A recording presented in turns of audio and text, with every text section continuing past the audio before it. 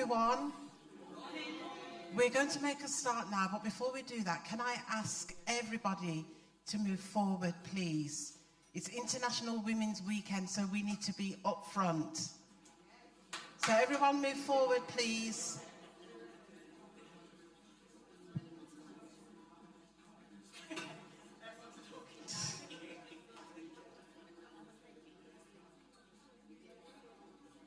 There's some nice seats in the front here, just as comfortable as the one you're sat on.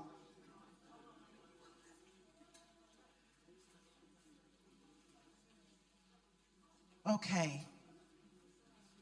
We're going to make a start. And before we go any further, I'm going to ask Sister Pammy to just come forward and open for us in prayer, please.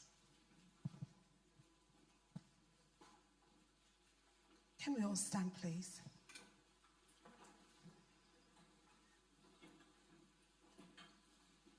Thank you, Father, for this day. Truly, this is the day that you have made, and we will rejoice and be glad in it. Father, we thank you for life. We thank you for strength. We thank you, Lord God, that you've prepared the way for us today.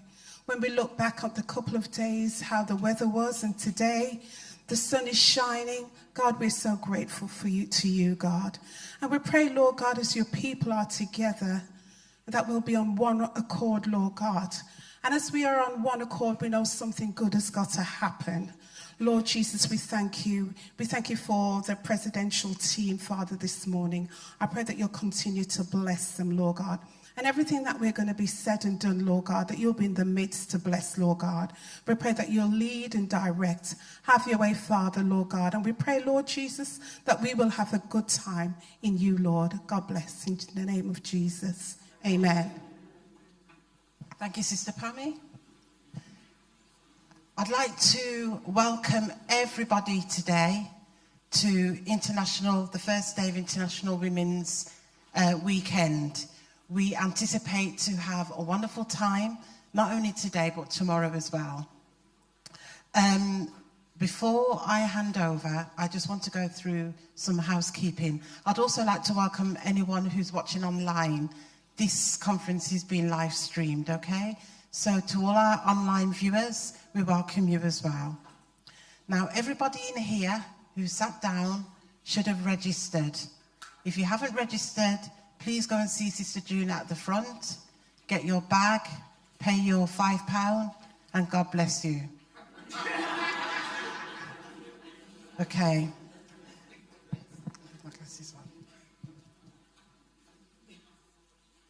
Right, we've got the toilets, for those of you who don't know.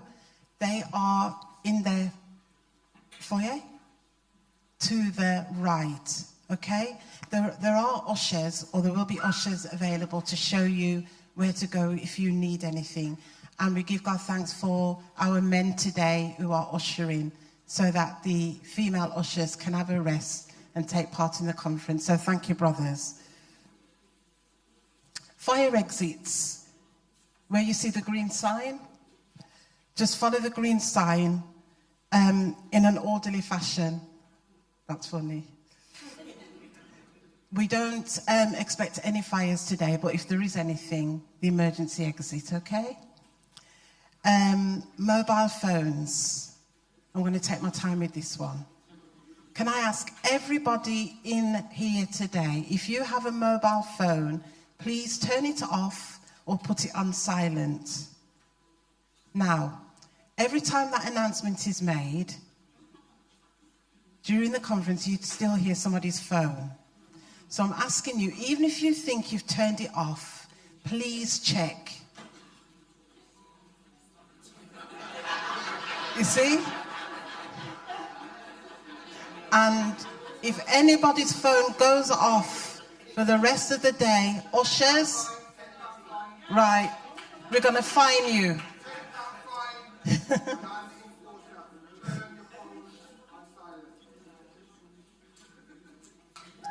We've got some wonderful nurses in the building.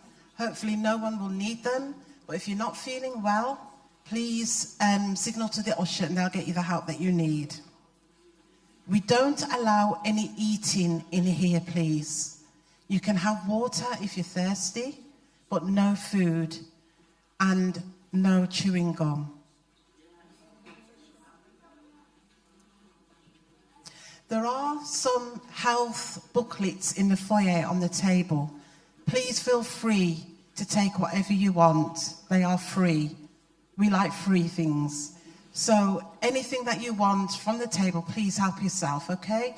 And if you know anybody that you feel it will be helpful to, then please take one for them as well. At this time, I'm going to hand it over now to our facilitator for today's conference, Maureen Campbell.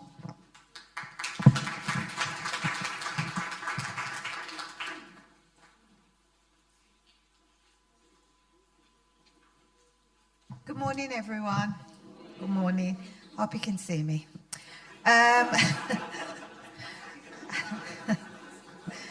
Right. Before I go any further, as Sister Val said, I just want to welcome everyone again this morning. Thank you so much for coming. We're expecting a great day today. So the first person I'm actually going to call for an introduction to the day is our Sister Candice Harvey. And just give them a hand just to encourage them as they come. Okay.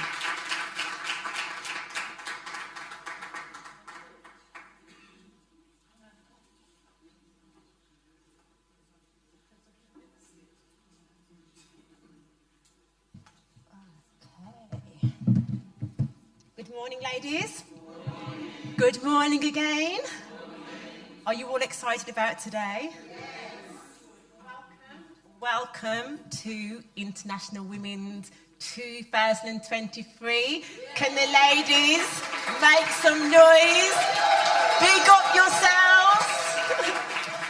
You know, today it's a radio day of excellence. Yeah, it's not even started yet. We haven't even had our speakers up yet, but because you are here, because you are breathing, and because we are surrounded with courageous, wonderful, beautiful, strong women, you know, it's a day of excellence. Amen? Amen. Okay, so, and it's also a day where it's International Women's Day. It's a day where we stand proud. It's a day where we stand tall and we know who we are in this space, yes?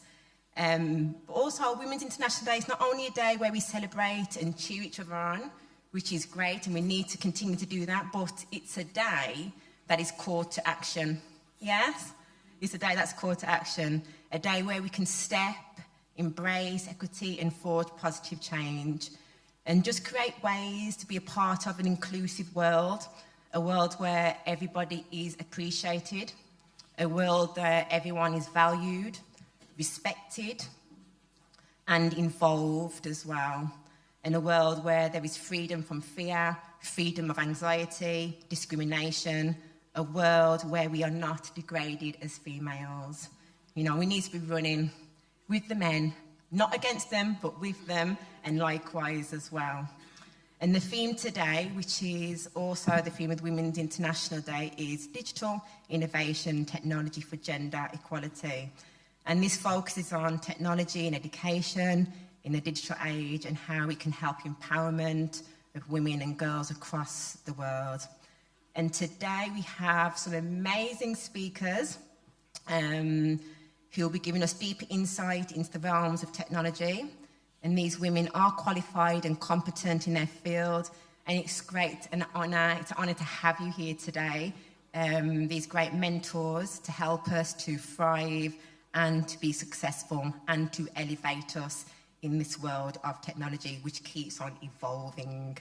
I mean, I thought I was techie, but, you know, I've done degrees, I've done diplomas, but things evolve all the time. I've got to ask my siblings who are 10 years younger than me, okay, what does this mean? What you know, either my children, and they know, it's just like they're masters in technology, and so I can't keep up. But it's important that we can, and that we have access to digital technology and the opportunities that it can offer and provide. I mean, we have big influences on platforms like YouTube, Twitter, Instagram, Facebook, and it's paving a way for many of these people, and they are excelling on these platforms in what they do.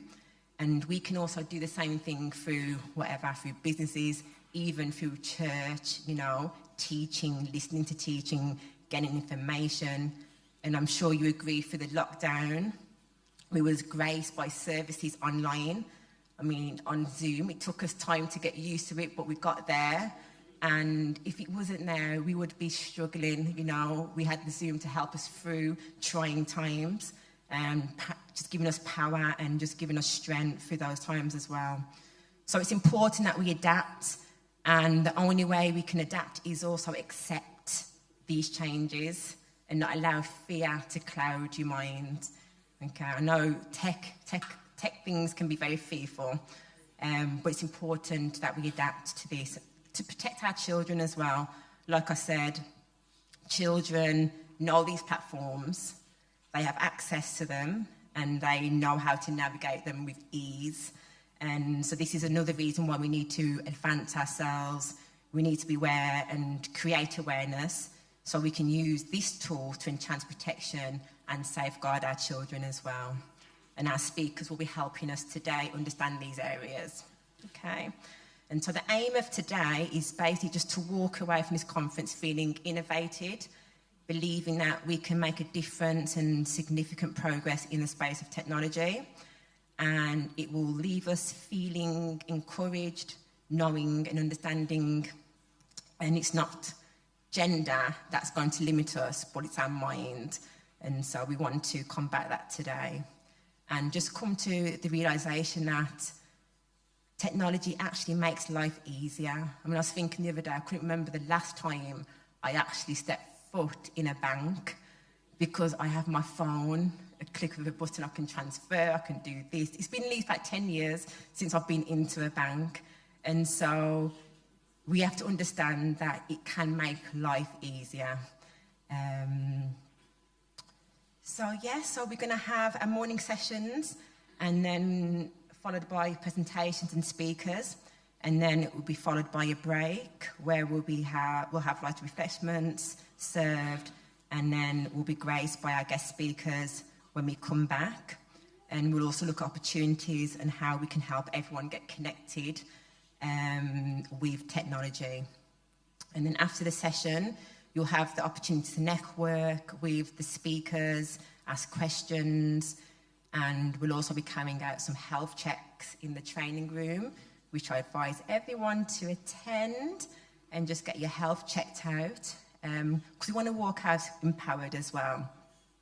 And we'll also have facials from the beautiful Afi. Don't know if you mind standing. Do you mind standing up? So she'll be doing facials in the training room, and she's offering facials for the first 10 people. Sorry, in the porter cabin. Okay. And then this evening, we'll be coming back at 6 o'clock to a evening. ZCTV presents Bib Lingo and Catchphrase, and it'll be area group versus area group. It's going to be fun. It's going to be a fun evening, so come out tonight and support your area groups and get involved. And without further ado, we're going to start. But before we start, I'm going to, as a trainer, I like to initiate and switch on muscles. And so before we go into it, I'm going to switch on your mind. So everyone stand up for me and just shake yourselves off and just get ready. Okay? Just shake all the cobwebs off from the week. Loosen yourselves up. And we're going to just take a deep breath in for me. And breathe out. And take a deep breath in. And breathe out. And I want you now just to initiate your minds as we go forward into these sessions. And I want all the women and the men as well just to repeat after me. And I want you to just say that I am strong. I'm a strong, courageous, powerful woman. I'm a strong, courageous, powerful woman. Because the Lord makes me strong. Because the Lord makes me strong. I am not weak. I am not weak. Nervous. Or frightened. By anything. I have mental. And physical. Ability. And I decree that anything the enemy would do to make me feel inadequate, cannot, will not succeed. Let's say that again. I decree that anything the enemy would do to make me feel inadequate, cannot, will not succeed. Weakness has no place in my mind. I am fearfully. Say it like you believe it. I am fearfully, wonderfully made. I am strong. Give yourselves a hand and just really be inspired, because you are. These aren't just words. God has made you fearful, and we have purpose. Well done, ladies. So now I'm going to hand back over to our facilitator, our Sister Maureen Campbell, our women's coordinator, and just enjoy. Thank you.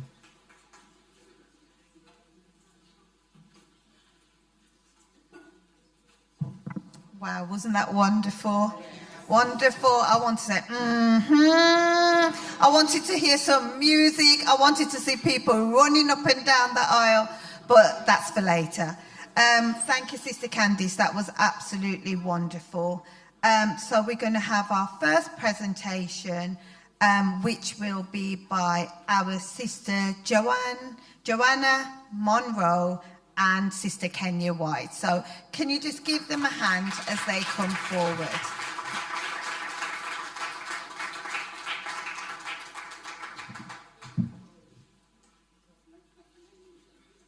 Morning, everybody.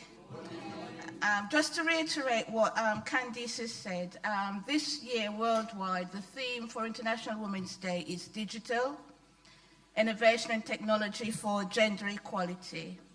This theme focuses on how technology and education in the digital age can help the empowerment of women and girls across the world. But just let us remember that without women, our lives and the world just wouldn't be the same. Jesus was brought into the world by a strong woman. Her name was Mary. And even at the beginning of humanity, God put a woman on earth to accompany man. Her name was Eve. There are various women who have contributed to the life of the church, and Paul the Apostle describes them as outstanding among the apostles. Now, I've got a presentation on women innovators and leaders. Now, what we've got to remember, us as individuals, even in the home, in school, we are innovators. You're doing your grandchild or your child's homework, you are an innovator. You're thinking how to do this problem. You come up with solutions to these problems. Right, so the first,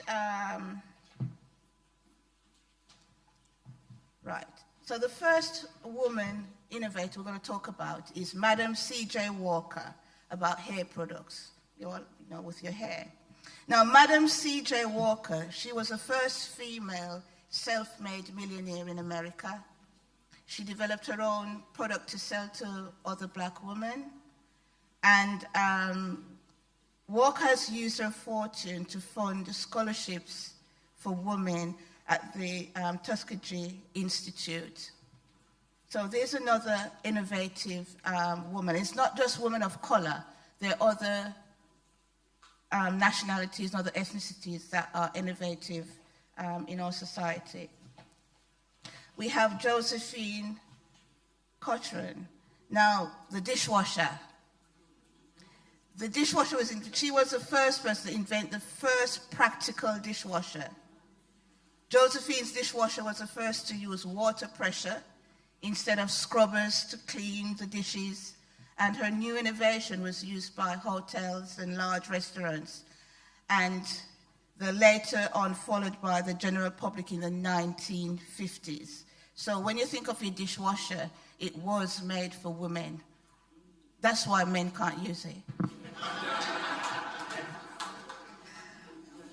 Right. Alice H. Parker, the gas heater. Now again, women, we like heat. So Parker innovation is seen as a starting point for the advancement of heating, ventilation, and air conditioning models. Parker's design was unique in that it used natural gas, which saved time from chopping wood, and increased safety measures without a fire burning all night. Her model is now used in central heating, thank you, Alice, techniques for buildings. So God bless Alice for the central heating. Marie Van Britten Brown, again, home security system. Marie and her husband, Albert, were electronic technicians, so together they created the first home security system.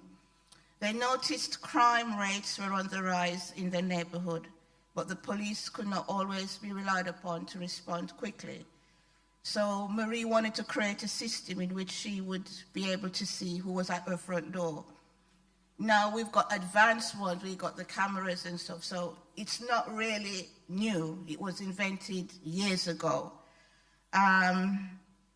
So the very similar systems can be seen in homes across the nation. We have them now, it's just been upgraded. The next woman, it's Dr. Anne Tsukamoto. Bone marrow transplant. Now this is going into the medical. Anne and her team patented a discovery that would change the medical field forever. Stem cell transplant, stem cell research, which helps with transplanting, treating cancer, and potentially in treating Alzheimer's and chronic heart disease. None of this technology would be here if not for Tsukamoto's work. So another inspirational woman coming down from history. The windscreen wiper. Men. While riding a streetcar on a blustery day, she watched the conductor repeatedly reach through his side window to clear snow and sleet from the windshield by hand. Her experience that day started Anderson thinking about a blade of some sort that could be hand-operated to do the job. Again, a woman thinking of this, not a man. And men think to know that they know about cars. Mechanic windshields are now standard equipment. And the next one, again, medical. Dr. Patricia Bath, the cataract treatment for eyes. Dr. Patricia invented a device that dramatically improved the process for removing cataracts.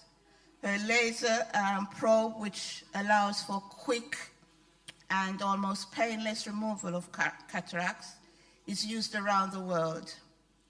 This new technique reduced the length of time required for surgery, which furthered the possibilities of treatment.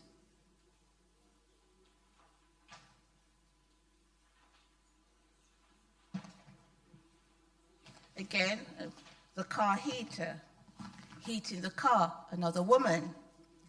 Margaret A. Wilcox. Margaret's design used heat from the car's engine to keep drivers and passengers warm during trips. Later, engineers improved upon the idea by making the heat easier to regulate. Now, we've got heated steering, heated seats in our cars, and we're really, really warm. Every time you warm up your icy extremities behind the wheel on a cold winter day, you have Wilcox to thank for that.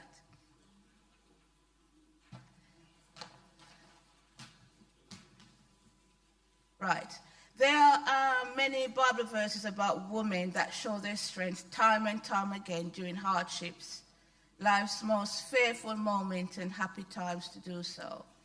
And the Bible speaks about the prominent women, including matriarchs such as Sarah, Rebecca, Rachel and Leah, Miriam and Huldah, the prophetess, Deborah the judge, Abigail, who married David, Rahab and Esther. Now, Deborah the prophetess, she was the only female judge in the history of Christianity. Deborah emerged as an exceptional military leader, fearless and obedient to God. She led the Israelites to victory and out of bondage. She was a prophetess and the fourth judge of a pre-monarch Israel. She's an oddity whom the Israelites trusted to lead and judge. And Deborah summoned Barak, the Israel army, and they won the battle, and Deborah was credited for this success. And she broke all barriers set against women. It takes extraordinary willpower, strength, and God's favor to defy the odds. And last but not least, we have Priscilla. She was a leather tent maker in Corinth. She and her husband collaborated with Paul in the business of tent making. And just going back a bit further, if we think going back to Genesis, we could say Eve was the first dressmaker, because when they were found naked in the Garden of Eden, I guarantee you it was Eve that suggested they make the skirts out of leaves, not the men. They would prefer to see her naked.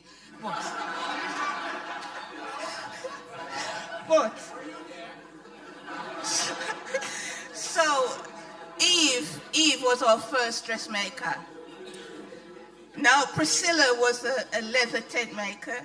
She and her husband, they made tents. Together with her husband, she accompanied Paul on his missionary work to Ephesus, spreading Christianity to the world. She's often thought to have been the first example of a female preacher or teacher in early church history. And God continues to move through Priscilla. She helps Apollos refine his theology so that he can preach the gospel more effectively. She originates a church in a difficult area in the ancient world and helps it to thrive. So no matter what circumstances we encounter, God can help us bloom wherever he places us. And that brings me to the end of our presentation. Thank you for listening.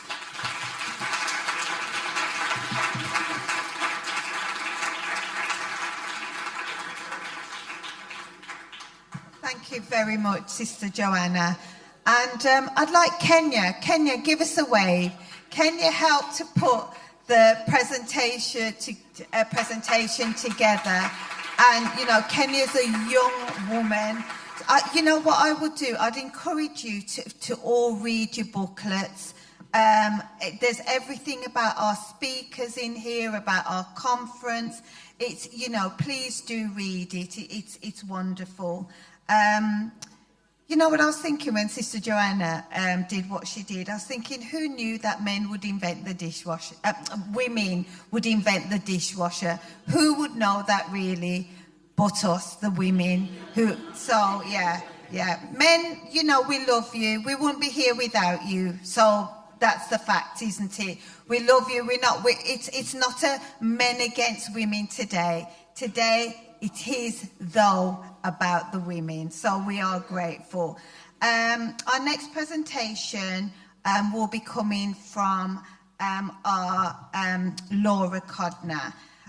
Again, there's everything in the booklet about these speakers. I'd just like to read the very first paragraph. Laura Chambers, I think I said Laura Codner, didn't I? Laura Nee Codner, but it's Laura Chambers, is a 30-year-old mother, wife, and a cyber security analyst.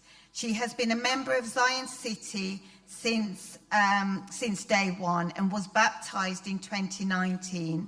Laura has been supporting Zion's ministry through the power of technology and media. Laura has supported all events from IWD to Brotherhood meetings, Christmas, Easter, and not forget throughout the lockdowns. From an early age, Laura became very active in her church and later developed a passion for music and technology. There's a lot more in here about Laura, but I'd like her to come forward now, Laura Chambers.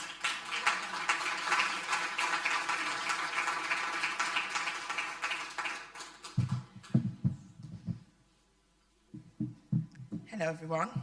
Oh, might just 1 second.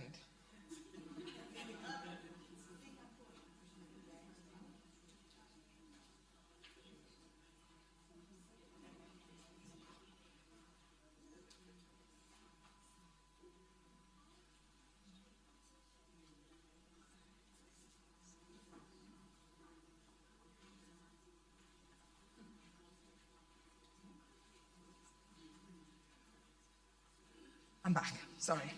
Right, so today's session is going to be on the topic of women in tech. Now, I'm going to give you a bit of an introduction as to who I am. So, as Auntie Maureen said, my name's Laura Chambers.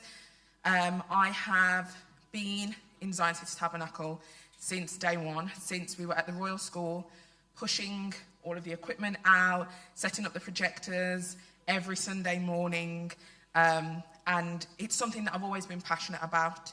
So I've always wanted to be in IT. I've always loved IT. And it's something that I knew from school. I always wanted to get into it. Me, my cousins, we would always compare technologies. Thomas would have one phone. The next week I'd have exactly the same phone. We'd have the same Nokia. We'd be switching skins and stuff like that. And it's always something I'd loved. I went to the University of West England in Bristol for 4 years. Where I studied web design and programming language. I didn't enjoy web design, but I knew I wanted to get into IT. So I decided to look more specifically in quality assurance, which is where you look at applications, websites, and make sure they're working in the way that you're expecting them to, they don't break. And during one of my work placements, I worked at the Queen Elizabeth Hospital in Birmingham during my 3rd year, and there was a couple of questionable things that I saw, and I thought, well, why isn't that protected? Why have you not done anything about this? Why is this in place? And from there, I thought, cyber's what I want to get into. So after university, going into my graduate programme, which was for DPD, Parcel Delivery Service, and from there, I went straight into the job that I was in for throughout university, from 2011 to last year. I worked for a local IT company where I got to specialise in IT. So that's a bit about me. So my next slide. Now, I know Auntie Val and Uncle Derek said turn off your mobile phones, but I'm going to ask you to do the opposite. Sorry, everyone. So I'm going to ask you to turn on your mobile phones, but keep it on silent. This is going to be an interactive session. Because I really want you guys to be involved and understand how IT affects you. Because when you say that you work in IT, the way I like to apply it is like saying you work in a hospital. It's not specific. You could be a cleaner, you could be a porter, you could be a surgeon, you could be a doctor, a nurse. Saying you work in IT it's a massive place to be in, and there's so many different ways in which you can be in IT. So one of the things that we have to do is identify the gender equality within IT. So while I was at university, there were 30 students on my course, of which there were 5 girls, 1 dropped out, ended up being 4 girls, and the rest of them were men. And we knew very quickly that that's what it was going to be like going forward. And sometimes it's because women don't consider IT as an industry that they can get involved in. It's not an industry that they feel like, oh, I can thrive in. And it's because it's been a very male-dominated industry, but that's not necessarily the case all the time. Half of women say that they feel that the world would be a better place if they got involved in more of these areas that are generally male-dominated. So the next slide, I want to ask you guys some questions, so please don't leave me hanging. When you think about cybersecurity, what comes to mind? What kind of things do you think about? You can shout it out and I'll say it. So, hacking. Yeah? Your data, safety, yeah. So cybersecurity is the protection of computers, networks, assets from an attack or any unauthorized access. So this is where a hacker or a threat actor would try and get your data. If you are not being sold something, you are being sold. It's a way to think about it. People are trying to get your information. They are trying to get your data. So I'm going to teach you a few ways to be safe online and how to protect yourself going forward. So the next slide I'm going to talk to you is a little bit about the shock factor of cyber. So I want everyone to put their hand up if you use your phone on a daily basis. Even the kids got the hand up, love that. Okay. Okay. Put your hand up if you say you use it on an hourly basis. So every hour, you at least check your phone once. Okay? I can see some nods, I can see some hands, it's fine. Okay. So what do you use your phone for? So shout out some answers. What is it you're using your phone for? Work, social media, WhatsApp, banking, TikTok. I'll put my hands up to TikTok. All of these things, you use your phone for more or less every aspect of your life, whether it's taking selfies and storing it on the cloud, whether it is your online banking, staying connected at work when we might be out on the go. But there's loads of things that we can do to protect ourselves. And because cybersecurity is real, now I don't want to scare you, but I'm going to tell you certain things that cybersecurity impacts that you probably don't necessarily think of, and will probably make you take a step back and think, right, am I actually being safe online? So the first thing I'm going to ask you to do on your phone is to type in threatmap.checkpoint.com. Now, nothing I'm asking you to do today is illegal. I'll put that as a disclaimer. Nothing is illegal, and everything will be about your personal data. So threatmap.checkpoint.com. Map, M-A-P. Right. Threat, yeah, so it should be on the screen. So it's threatmap.checkpoint.com. So the reason why I'm showing you this is because cybersecurity attacks happen every single second of every single day, whether you're asleep, whether you're awake, whether you're here, whether you're in China, whether you're in Russia, everywhere. So I can't see it live like you guys will, but what you should be able to see is in pink, there will be a number that is constantly changing. These are all the cybersecurity attacks.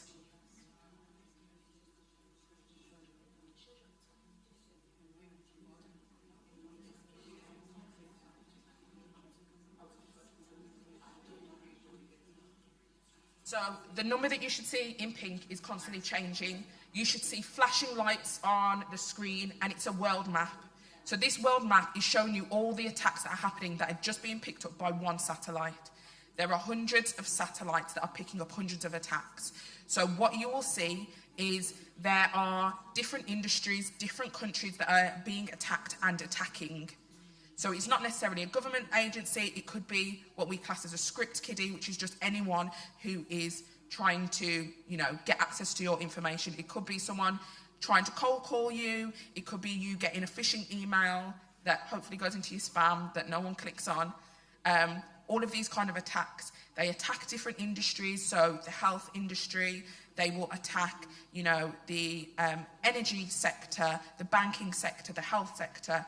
These are just a few that you can see flicking up on your screen of the attacks that you can see.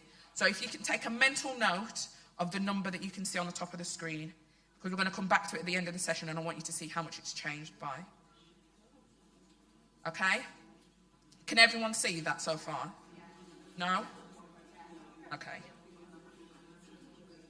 Again, I did say I was going to scare you. Hopefully I'm not scaring you too much just yet. Okay. So the next thing I'm going to explain to you is called cyber warfare. So we're kind of consider war, bombs, guns, men in uniform, going to battle. Yes, that is one side of war, but we are now having another element of war, which is cyber warfare. So what you can see on the screen is several different types of warfare that are really focusing on cyber and types of attacks. So a DDoS attack is a distributed denial of service attack. So you may hear of this as called a DDoS attack, if anyone's into cyber. And this is where you make a system, application, service unable to use by the general public or authentic users. So what they would do is they would brute force, they would attack a server with fake users.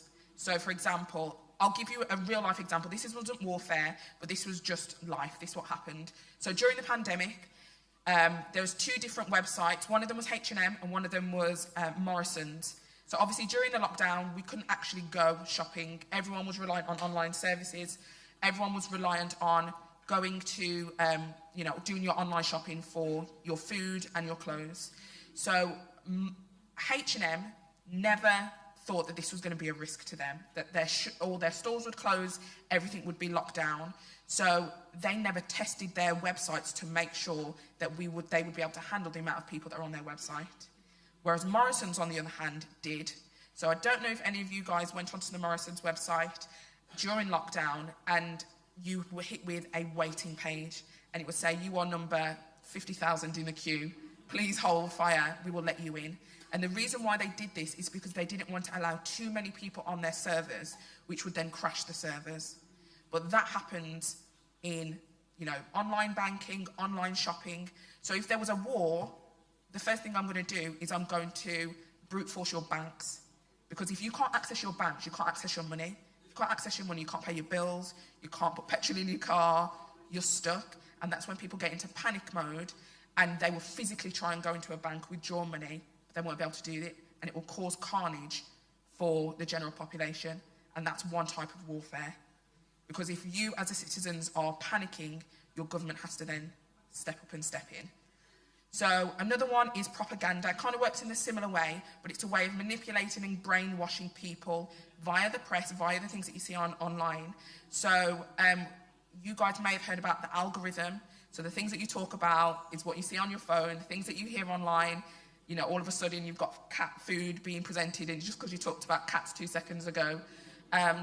But what can happen is they can push ads which would promote a certain narrative. So, hate a certain demographic. Everyone dislike Muslims, or everyone dislike the Russians, everyone dislike people from Ukraine. But the more you hear it, the more you think, yeah, that makes sense, yeah, I can see where they're coming from. And that's the propaganda. They want to steer you in a certain direction. So that's why having multiple different streams of news outlet will allow you to have a wider variety of what actually is going on. Economic disruption, like I said before, when you are looking at killing the banking systems, because that's going to cause carnage. If you try and tell me that I have £3,000 in the bank and I go the next day and I've got £3, I'm fighting someone. So these are the kind of things that they're going to try and do. And again, surprise attacks. So any surprise attacks is just where you would have anyone trying to send you a hacking email or just randomly trying to get your details, because they do that to a lot of government agency workers, civil service workers. So I currently work in the civil service for Ofgem, and we have a lot of security around our systems. We're not allowed mobile phones. Our systems are locked down. We can't access it at certain points in the day. It's very controlled. And that's because they want to make sure that they control all the data that's going on. So we've got different types of hacking. So we've got from the military, civil, so this is done to steer fear. We have hacktivism, which again is where we target people within the world, within a certain area. And there's loads of ways in which cyber warfare is done. So the next thing that I'm going to show you are more related to you as individuals. So these are basic cybersecurity attacks that happen: ransomware, social engineering, cracking, man in the middle. Now, I know each and every one of these 4 that I've chosen applies to every single person in this room, okay? So I'm going to start with ransomware. So I'm going to tell you a little bit about ransomware first, and then I'm going to show you a video.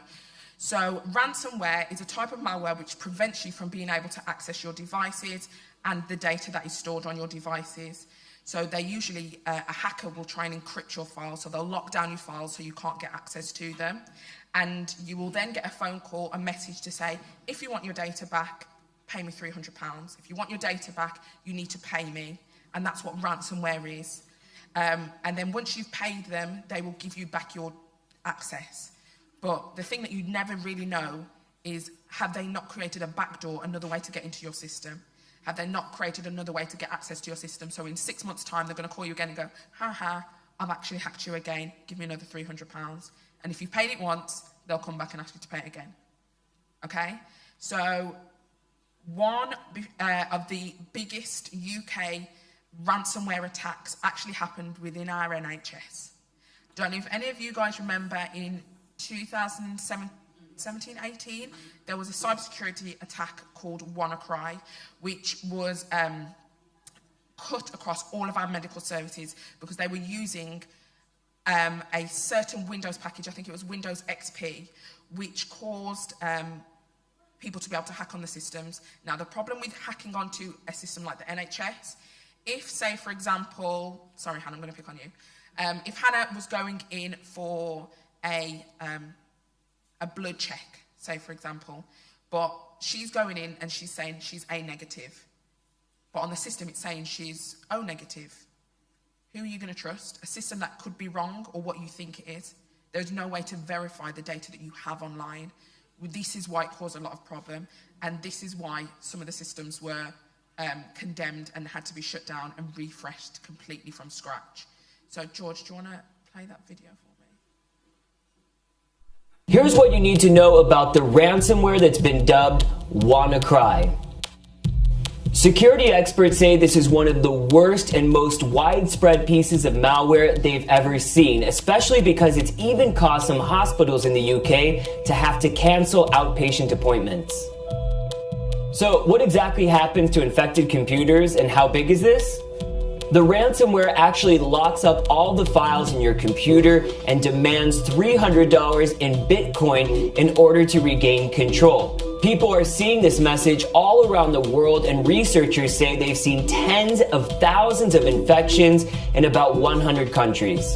Researchers say this is spreading through a Windows weakness known as Eternal Blue, which Microsoft released a patch for last month.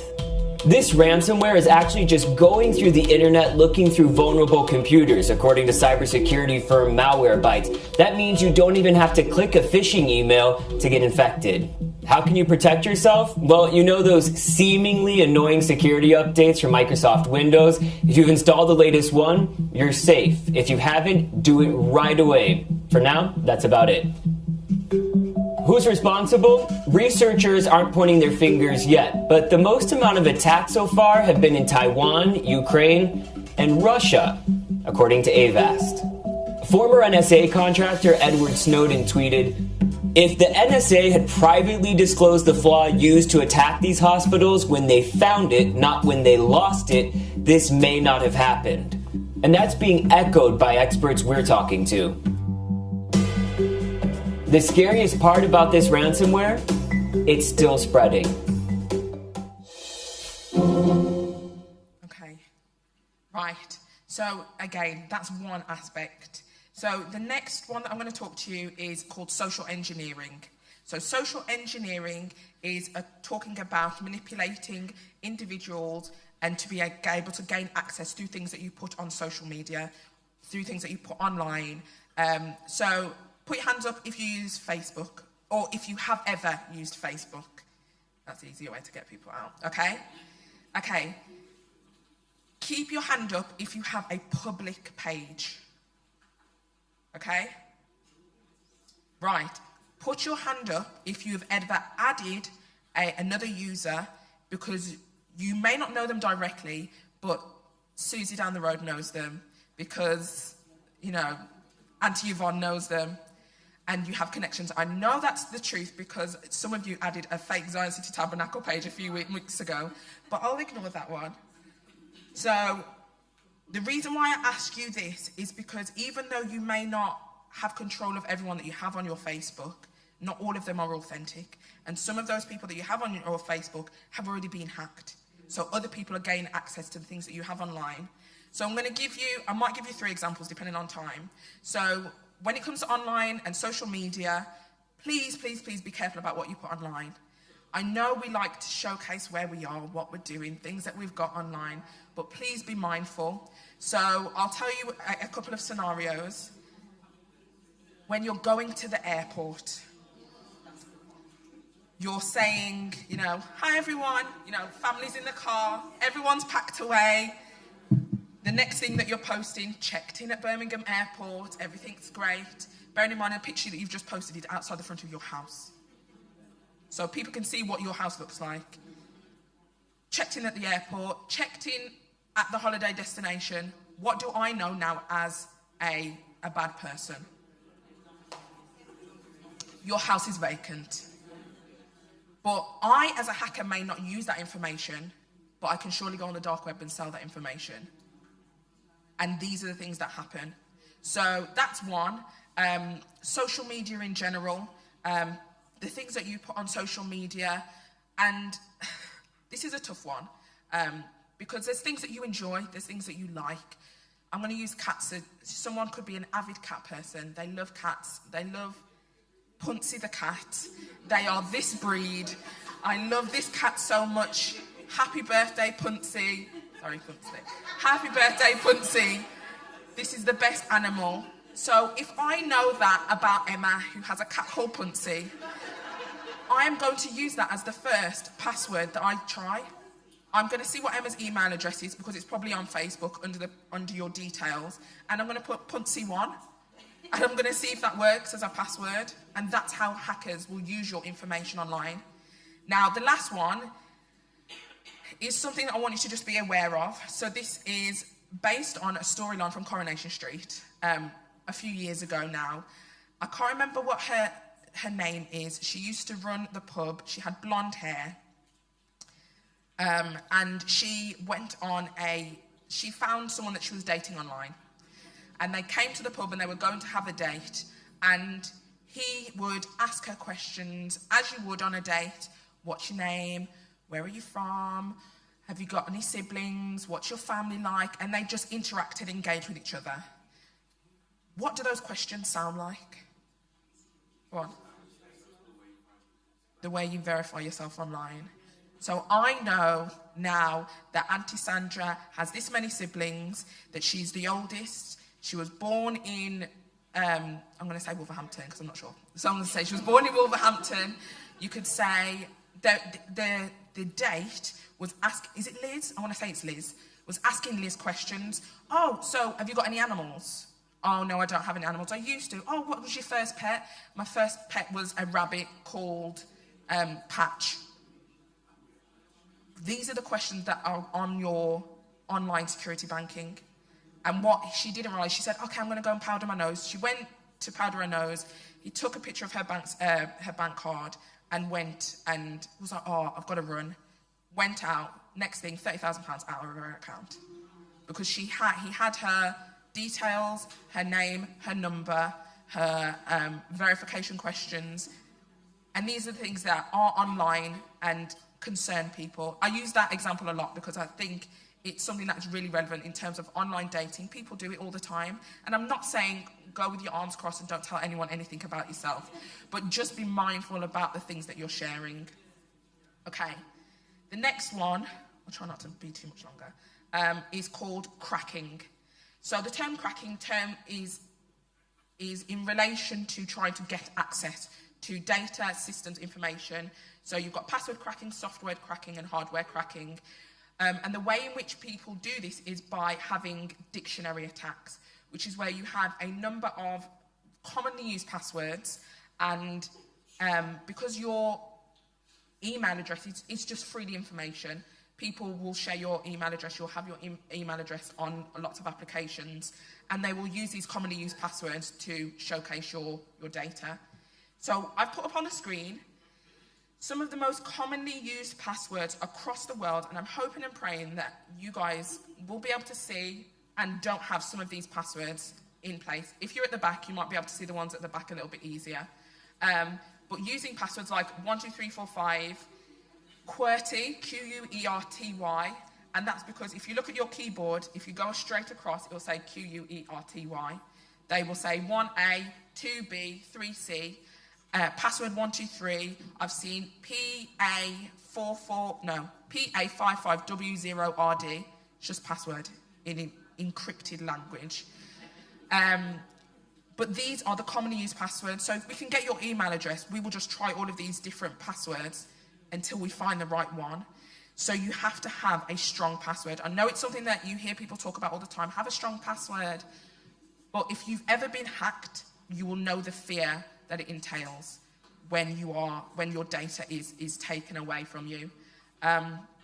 So you can see the commonly used passwords, including football, football teams, pets, all of those kind of things.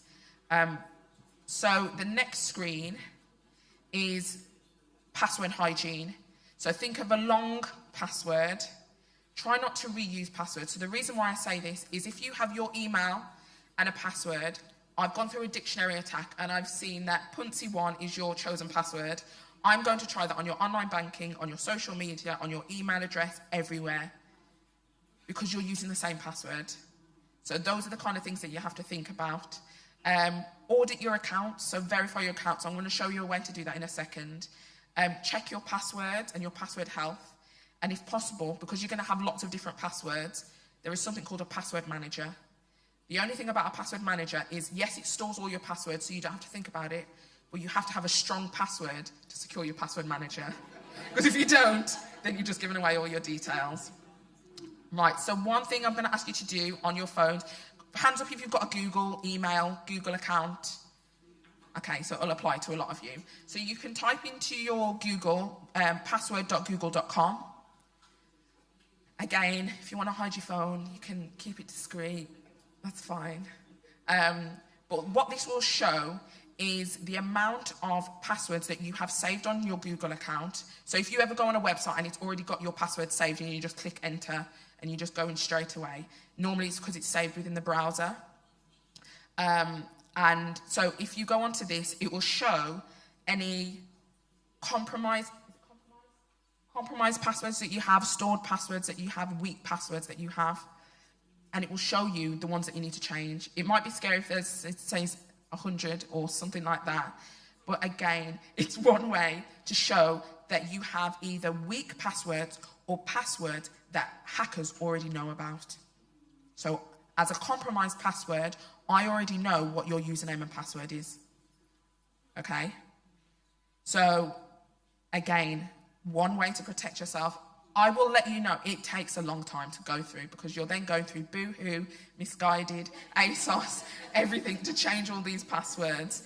But if you're using the Boohoo password in multiple places, it just takes a hacker to try and do this. And it's not necessarily a hacker who is an expert. There are script kiddies. These are the people that are just in their basement. They're just chilling online. People who are breaking onto, their school servers online. They will try it. Okay? Again, don't want to scare you. So the next website, you can save all these websites that you can use, is called Have I Been Pwned? So this is something that we do in our workplace when we're teaching people about cybersecurity and ways to protect themselves. So you can put Have I Been Pwned in Google and it will come up with this website. Again, in the search bar, you type in your email address and once you click search, it will show you every website that you've used your email account to log into. And it will show you every breach that has happened on all of those accounts. You may not have any, which is great. Love it. If you have, please change your details. Okay, so have I been pwned? So it allows a website to say, right, search for lfchambers@gmail.com in all of these different websites, in all of these different platforms. And you should be able to see where things have gone wrong. So the reason why I'm saying to do this, you could do this in your personal time, in your, while you're at home, but it tells you where things have gone wrong. I'm not going to ask everyone to tell me if there's been a breach, but if you could give me a wink or a nod.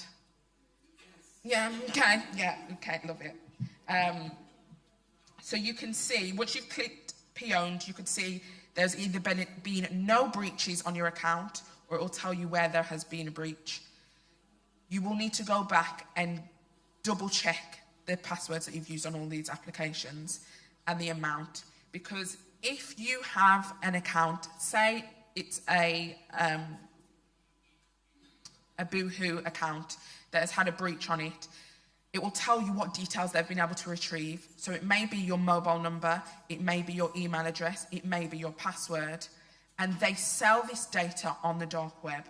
I won't go into any further detail, but the dark web, you can get anything and everything you want on this dark web. I have been on it. It's something that is very real. It's not just something that you see on, movies. You can buy children, drugs, you can buy data, you can buy anything on the dark web. So please protect yourself and be safe.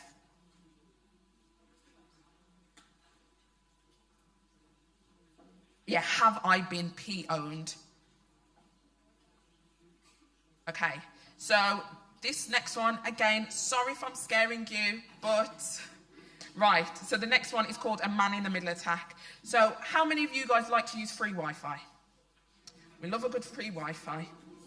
Sorry, guys, when you go to Mackey's, when you go to the airport, because I know when you get to the airport, you check into the free Wi-Fi in the airport to let your family and friends know that you're back, you're safe. That's not a bad thing. Just be careful what you are accessing while you are on those free Wi-Fi platforms, okay?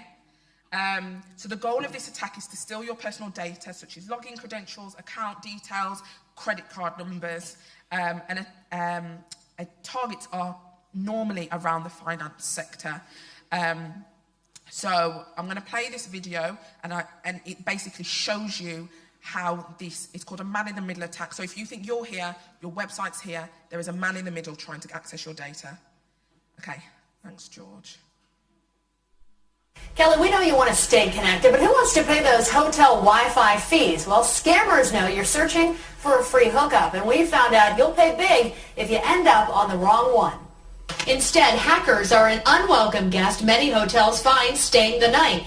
And Josh Larson with tech company Mad Security says you might be the one who invites them in through Wi-Fi. That's it. We're ready to go. We asked for his help to see how it happens. Usually goes about 90 seconds. Yeah, not even.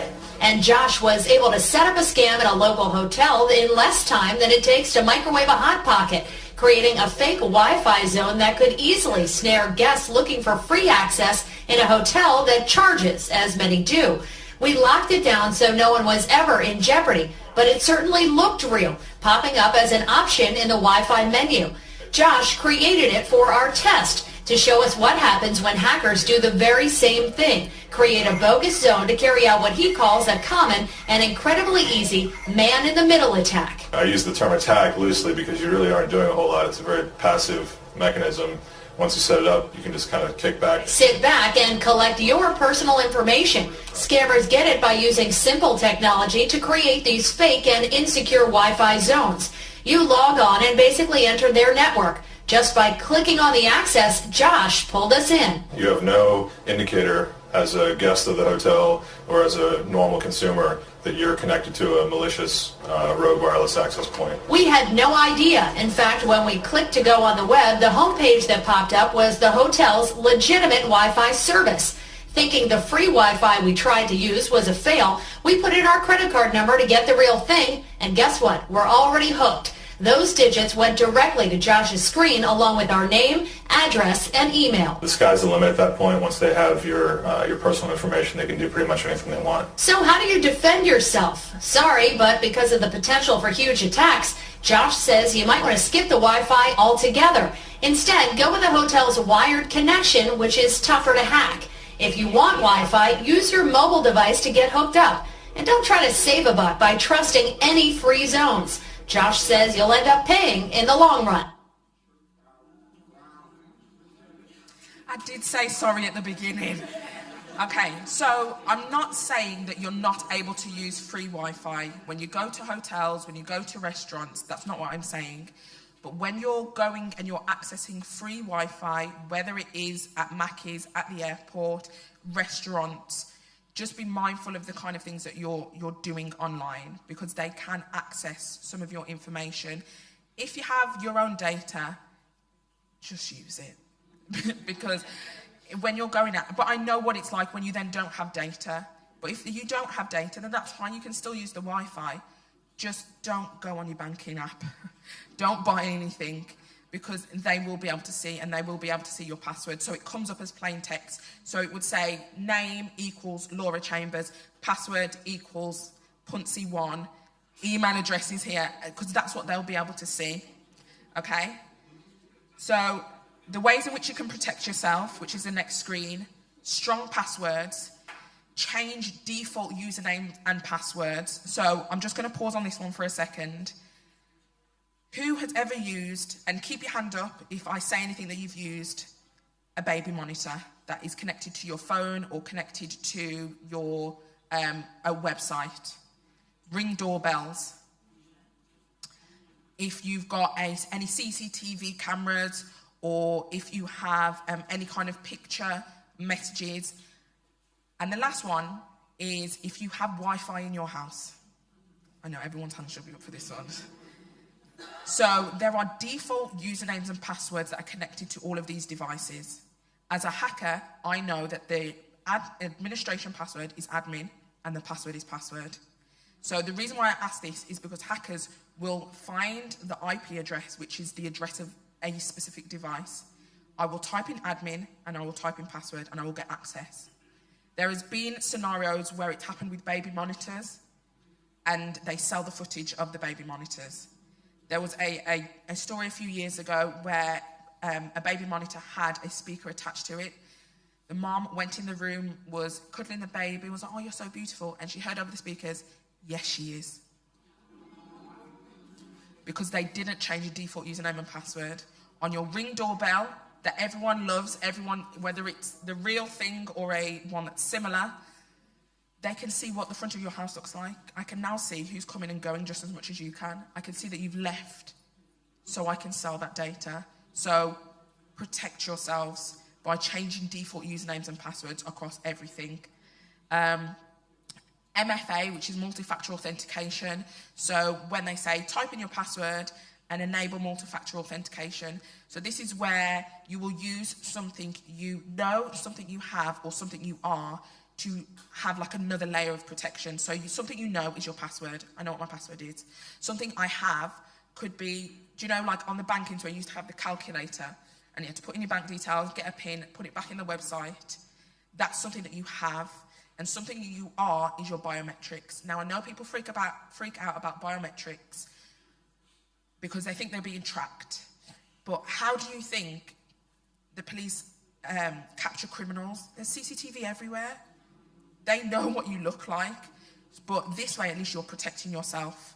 And the user VPN, which is a virtual private network, which basically just encrypts when you're using things online. So if you're going to a restaurant, hotel, if you can use a VPN, it just protects you and gives you an extra layer of protection. And the last one is update your devices. Please don't fall down the trap of I'm not updating my phone because I like the way it looks now. I'm used to the way it looks now. They're updating it because there's security protections around your phone, around your laptop, your tablet, any device that you use. Please make sure you're updating them. Okay, how long have I got? Fine, okay, right. So I'll run through these quite quickly. Careers in cyber. It's one of the fastest growing industries in the world because it affects every single sector and every single area of our lives. And every single sector will need a security person or a competent person to be a part of that. There is a shortage of people. According to the UK's Department for Digital Culture and Media and Sport, so DCMS, there is approximately 653,000 businesses that have a cyber skill gap, and with 408,000 having a serious gap within cybersecurity. It's really important that if you want to get into this industry, this is the time to do it now. When you're looking at women within cyber, women have a different perspective when it comes to cyber and a different way of looking at life. And these are the things that need to be taken into consideration when it comes to cybercrime. They can offer a fresh perspective. They can change the way in which we think about criminals, think about targets. But some people have this barrier where they think, well, I can't do it because I'm a woman. IT is not my thing. And because I don't necessarily see a female IT role model. But sometimes you have to face the fear and feel it anyway and just go for it and just be in that sector. The skills that you need in terms of early learners. So I taught throughout the pandemic ways in which to get people into cyber. And some of these had just come out of college. I had candidates who had been in the army for 15 years. I had people who had degrees in English psychology, one who did a degree in rocks, not sure what it's called. That's the word, geology. And my students managed to get jobs in cybersecurity because there's transferable skills that they use in their everyday life that they don't necessarily think are applicable, but you can use it. It's about, critical thinking, problem solving, having a desire to learn. So unfortunately, if you are thinking about getting into cyber, you're never going to stop learning because the hackers are always learning, so you have to constantly learn. And you have to be able to pay close attention to detail. So there's different areas within cyber that you can get into: data security, network security, data analyst, threat knowledge, identity management, application security, endpoint protection, regulatory landscape, and cryptography. This is why I said at the beginning, working within IT is like working in a hospital. You can say, I'm a doctor. What are you a doctor of? This is how the IT sector works as well. So the next one, I'm just going to summarize very quickly. Technology and the church. Technology is advancing our churches on a daily basis. And one thing that we can be honest about is that technology has revolutionized the way in which we work, the way in which we live, and it's changed the way in which we communicate and educate others. So the church has to be able to keep up with this. We shouldn't shy away from technology. This intelligence comes from God. And if God has blessed us with the intelligence to use it, we should use that intelligence to advance for his glory and to be able to push that forward and to reach more people. So technology can help us spread the gospel to more people, and we're able to share our faith, whether it is through blog posts, whether it is through radio, Facebook, Twitter, TV, YouTube. There are so many ways in which we can access God's word and share God's word. It can bring people into your church. Now, one thing that you may not know is people use things like YouTube and social media to find out what your church is like. Some, it may be to be nosy, and that's fine. But some of them are like, what's it like at Zion? I don't know what it's like at Zion. I want to know before I get there. And they will watch our YouTube channel. And it's one way to connect people. It's a way to connect people who have trouble being here. Now, when I'm at the back and I'm getting up at 6 o'clock every Sunday morning and I'm thinking, I just want to lie in my bed, there's 4 scenarios that run through my head. It is Mother and Deacon Chambers, because they can't physically be here. It's Uncle Winder, and it's actually Anthea, because for Anthea, as a working mom, she doesn't necessarily live close, but by the time she's travelled to get to church, the kids are hungry, they want to go out. Emily, I've seen her when she's walking around and she's got the kids, and she's like, sometimes I just physically cannot do it because most of the time I spend it in the baby room. But they can watch it online and still get access to the word. And those are the kind of things that come into my mind. And also allowing people to access church through the week as well, through digital projection, so we can see what's going on. You guys can see what's on the screen. If you don't have your Bible with you, then it's on the screen. We have videos and things like that, you can see it on the screen. So we have to be able to use technology. It's not going anywhere. It's only going to get more advanced. So we can take it for God's glory and to use it in different ways to advance God's kingdom. So the last thing that I'm going to share with you is things that you may not know about our platforms. So we have a YouTube channel which has 1,032 subscribers with an average of 3,267 views every month, with every service that we push out having an average of 450 views per video. Our WhatsApp group, Auntie June, we have our WhatsApp mobile account where our videos are sent.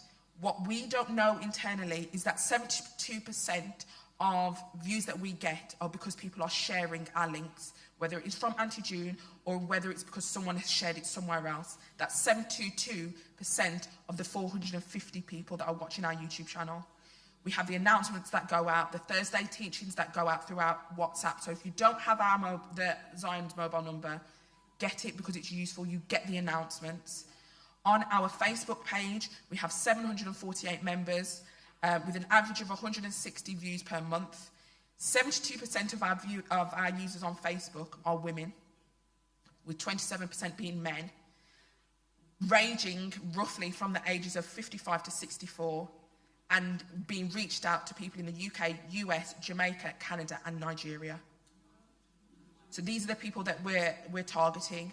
Our Instagram channels, we have Zion City Tabernacle and we have We Are ZCT Youth. These are our online platforms that we use on Instagram. And finally, on our Google, we have our Google Calendar, which showcases all the events that are going on in Zion City Tabernacle that you can get access, you can get added to your phone, so you never miss a service, you never miss anything that's going on. And we also have ZCT emails that we can use internally. The Sunday School Department will previously be looking to use Google to enhance the way in which they teach children, making it more interactive, making it more like what they see at school. But these are the ways that we're using it in Zion. But if anyone wants to join the team, please let me know, because there's plenty to do.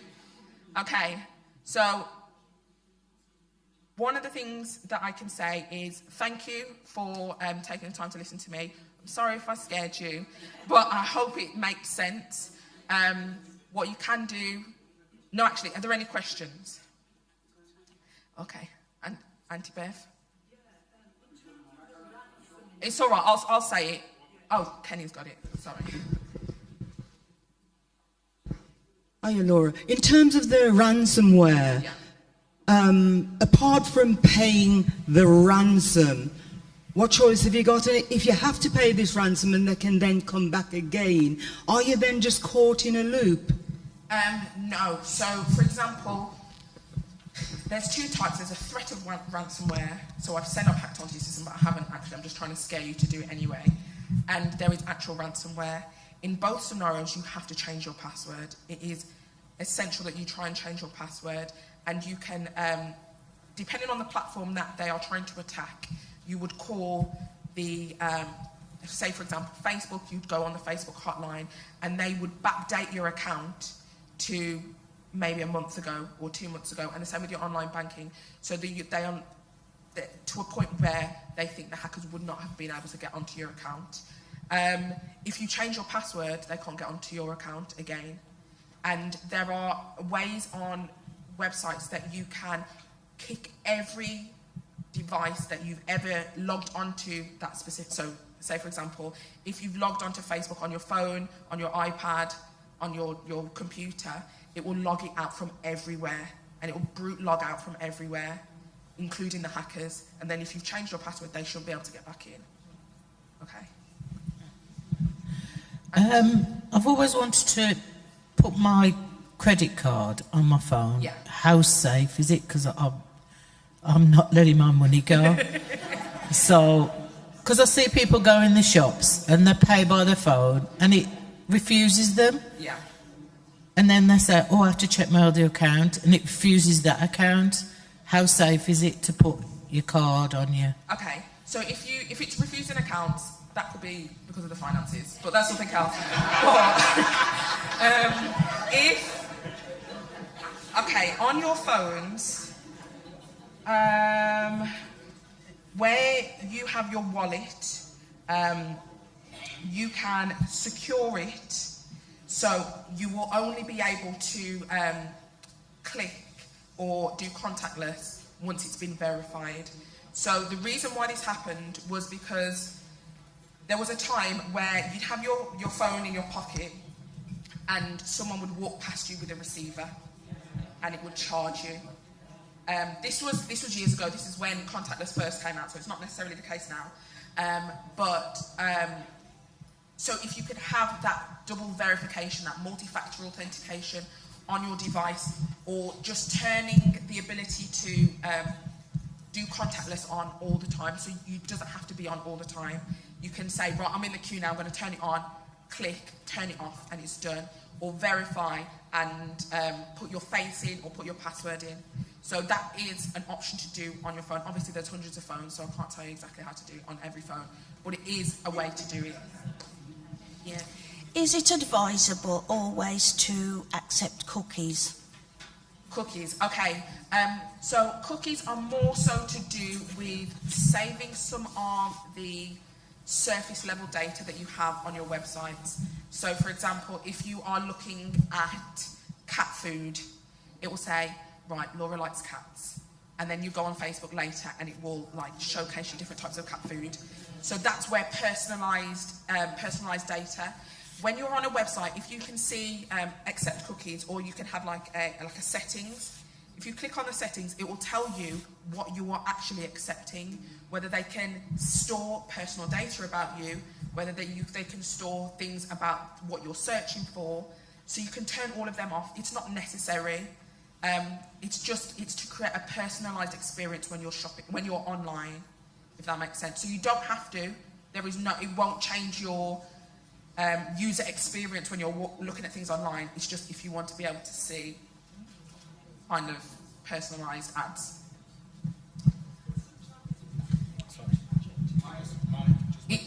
They have to give you an option to reject.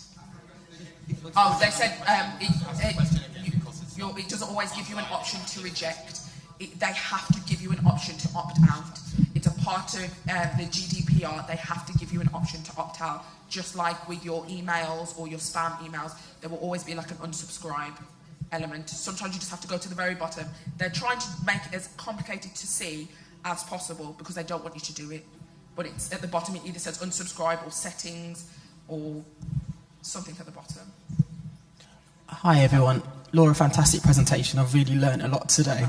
But just in addition to the point you made about checking in when you go to the airport, just for education for everybody else, I'm not sure if you realise this, but if you check into the airport, go on holiday and you get robbed and your home gets robbed, it actually invalidates your home insurance. So it's best for you to go on holiday, take all your pictures and post them when you get back. So seriously guys, it's serious. So if you check in, I'm in Antigua, enjoying the beach, it's great, and your house has been emptied, when you call up Aviva, they ain't interested, so just be mindful. Okay, I think that has to be the last question. Oh, sorry. Do I do consultancy? Listen, I'll be here after to help out. Okay, thank you.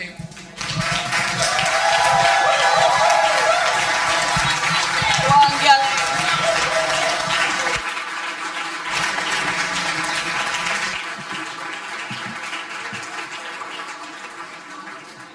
Wow, that's all I can say.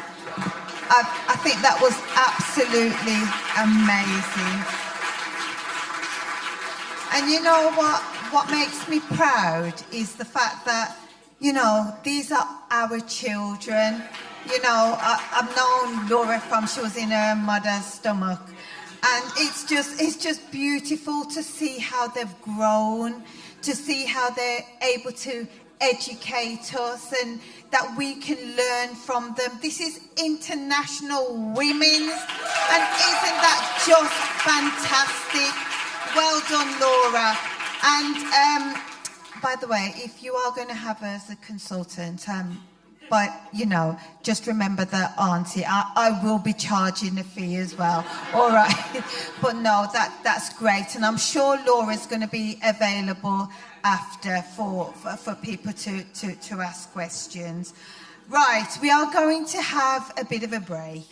And I'm going to ask you to keep it as tightly to 20 minutes as you possibly can. It's got half an hour on here. I know by the time we get over to the coach house, get a cup of tea and whatnot, but let us aim to be back here in half an hour, just so, because we are about 10 minutes behind. If we can get over here earlier, that's brilliant. So thank you. Let's all go and get a drink.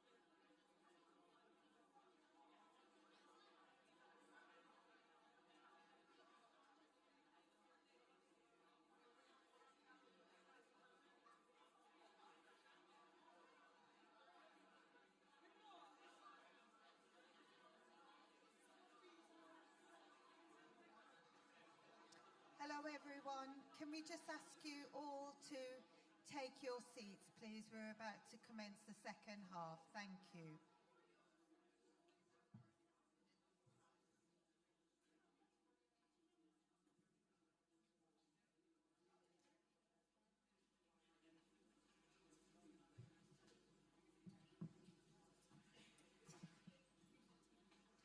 Right, everyone, welcome back. Hope you've had a nice cup of tea, coffee, juice, whatever you had, and enjoyed the biscuits. I certainly did. So, welcome back to the second half. I'm about to introduce Miss Chantal Rogers to you. I'm just going to read the first bit on the paragraph, but please also have a look at your booklet and read the rest. So, Miss Chantal Rogers is a mother to one and is an employee with St Giles Trust, who were recently nominated and won the category for Best Charity Organisation to work for in the UK in 2023 from the Best Companies Awards 2023.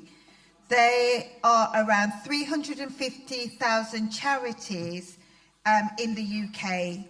St Giles prides itself on the uniqueness of a lived experience workforce and their groundbreaking achievements. Through St Giles Trust, Chantal became a team member within the Power 2 team. They are a specialist multidisciplinary team situated at the Gravesly Strengthening Families Hub in Wolverhampton. They support young people and their families, and there's a lot more in the booklet. So can you put your hands together, please, and welcome Miss Chantal Rogers.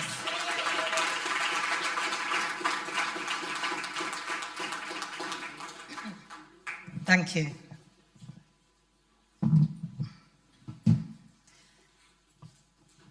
What a beautiful look of, you all look lovely. Happy Women's Day. Right, so what I'd like to do first of all, so as the lovely lady said, I'm Chantal Rogers. I work in Wolverhampton. I'm from Coventry. So it's been a trek this morning, especially with no sleep, but we got here. So I was invited to do a talk about teenagers, their tantrums and technology, because that's what we have, especially for the mothers, fathers or guardians out there. There is a lot of tantrums when it comes to trying to take a phone off a child. Okay, so as you know, technology is a form of communication. There's many ways of communicating. Now you have your passive type of communicator, your passive-aggressive type of communicator. You also have your assertive type of communicator. Most passive people, when they're talking to you, they're quite shy. They can't really relay what they want to say. The aggressive communicator is quite aggressive, okay? They will let you know what time it is, any time of the day, okay? Now, communication also is verbally and non-verbally. And what I'd like us all to do now, please, is stand, because we're going to do a little exercise and shake you up a little bit. You've all had a biscuit or 10, and you know what I mean? Yeah. And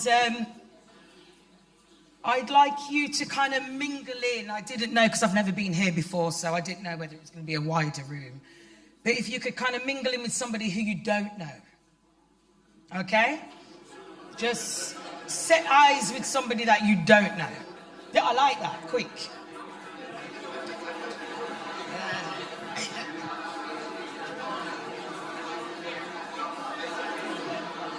Hold on, excuse me, sorry. Me never tell you where to do.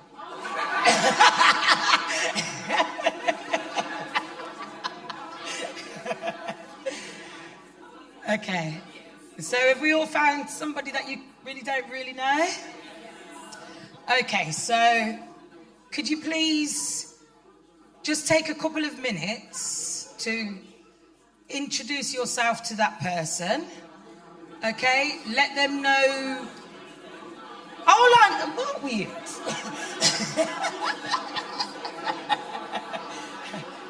Hello? Yeah. Right, so could you just introduce yourself to that person, please? Tell them a little bit about yourself, why you came here. And then when I say switch, I would like you to continue the conversation, but at that time, that is going to be a non-verbal communication. So you just have to do it with your eyes and your facial expressions and how you feel. So verbally first, please, couple of minutes, introduce.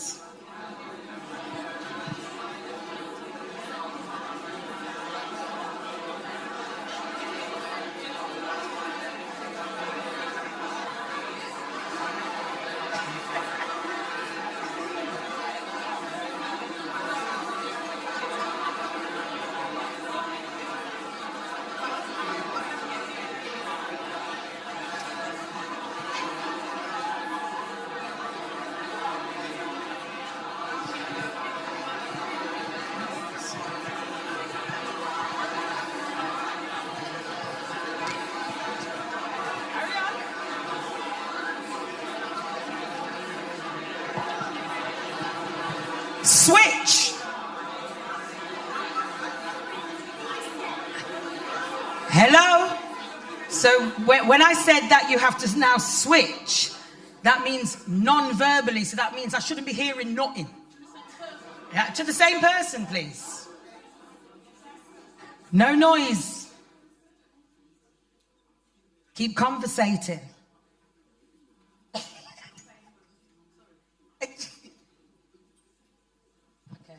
Use your body language. Kiss your teeth.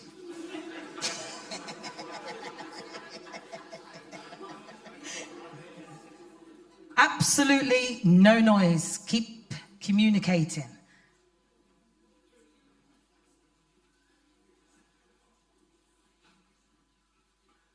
This is what it's like for deaf people. This is what it's like for people who have had a traumatic experience and have lost their voice, who used to have their voice.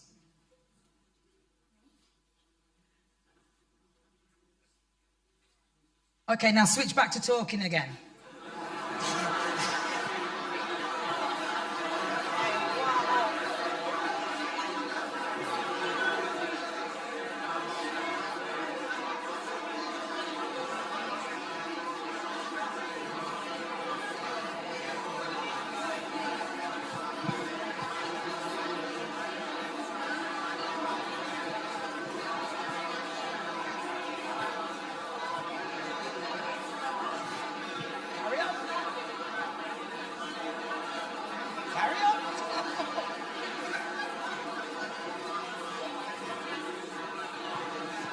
Okay, when you're ready, please take your seats. Thank you very much. Give yourself a round of applause.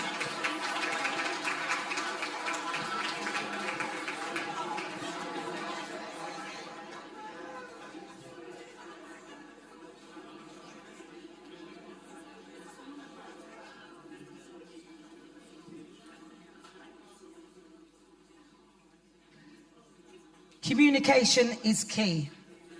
And I'm losing my voice, but I'm going to try anyway. Okay?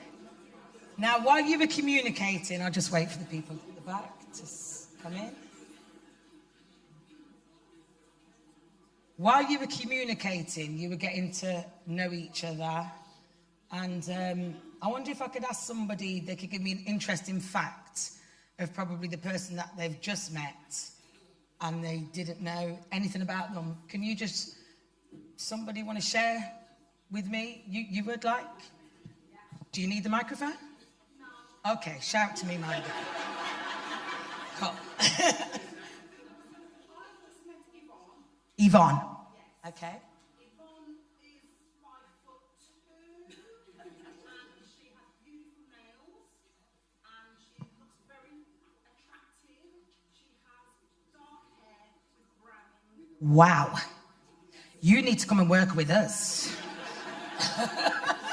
Yeah, I like that. And she has what, sorry? She has beautiful jewellery on, and she has gold earrings.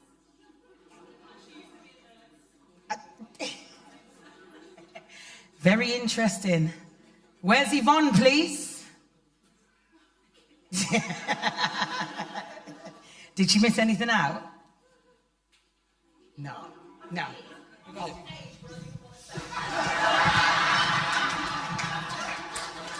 Moving on. I'm not getting involved in that one, Yvonne. You look young, don't worry. All right? Okay, so anybody else want to share that they've... No? I mean, a lot of people have just spoke. You've made a lot of noise. And you're telling me you really don't know nothing? Yes, my love. Sorry. Okay. I met Priya and she's 19 and we gel really well, even though I'm a lot older than her. And she's a lovely young lady and she's related to Sister Val and Brother Colin. And she's studying at Coventry University. Big up Coventry, yeah. Here. And she's studying nutrition at the university, and she's absolutely beautiful, and she's here for the weekend. Oh, that's lovely. And where is Priya, please? Round of applause for Priya. And Yvonne? Is that Priya? That's nice to know. That's really nice to know. So, the thing with communication is that why I asked you to actually do that exercise, okay? You used verbal. Verbal is just word. You use the verbal. With communication, there is only 7% of what you do when you communicate with somebody verbal. Just 7%. You have 38%, which is your tone, your pitch, your pace, and your volume. Okay? And that's how it comes across to the person that is actually taking in what you're saying. And then when you respond back to them, okay, you have body language. Like I said, I didn't hear no kissing and no teat. Okay? And that's an everyday thing for me, trust me. But anyway, so 55%, so it's an alarming rate, quite high, is the unspoken. And the unspoken is those like the children that I work with. They have autism, they have ADHD, they have a lot of complex, as one likes to say it. She's got complex issues. That's how she sees it. She don't want to pretty it up with no words and this and that. She just says, you know what? I just got complex issues. She finds it hard to communicate. She finds it hard to talk. And I will speak about that young lady because she's allowed me to share her story a little bit later on through the presentation. Now, technology, yeah, we need technology. You've got to evolve. Technology does evolve. But the problem is, with a lot of children nowadays, they are using their phones not to learn something new. They're using their phones actually to cause a lot more harm than I think you actually recognize, okay? The suicide rates are going through the roof constantly. Just through phone use. Just through people talking to people and, yeah, you know what, we're going to link up and this and that and we're going to go out and, you know, and then that person's going to send a message to that person and then the message and then everybody meets. And then I get the call to go down to the police station, okay? And I have to be an advocate for this young person because that person has just took another person's life for absolute foolishness, okay? Like I said, I'm from Coventry, but I work here in Wolverhampton. I'm letting you know you've got a pandemic in Wolverhampton. Your communication on a scale of 1 to 10, and by the way, this is the professionals saying this, you know. Your communication in Wolverhampton between adults and children is less than 3%. 3%. Okay? Not good. Not good at all. And us as a people, we need to communicate more. Okay? Now, back to the technology. I'm just going to run a little video. Can I ask Laura, please, if you could just press play?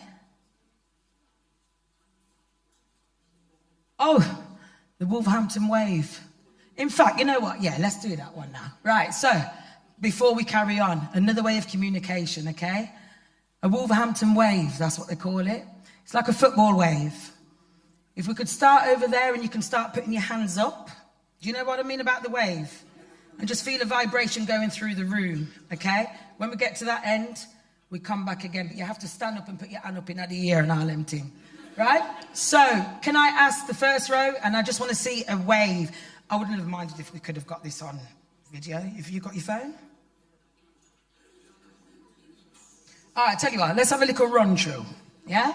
You ready? All that row, stand up. A little bit of a Mexican wave, please. Yeah, no, not you.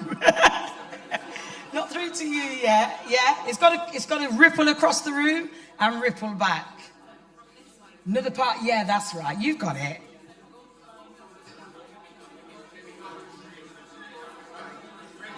You ready? Colin, start them off. Then the second row. Oh.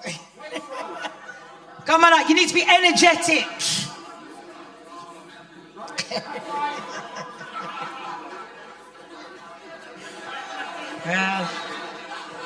Yeah, okay. Sure, we can do better than that, can't we? Yeah? We'll try it again. Shall we start from this end? Show this end how it's done. You, come. Ready? They're not getting it.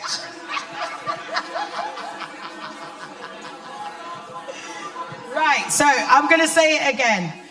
Okay. So, row by row, but from the front to the back. Okay, so first row, you stand up, put your hands up. Second row, and it's just going to... Yeah. Right, okay? All right, line by line then, Colin. Okay, let's go. Go, Val. Start them off.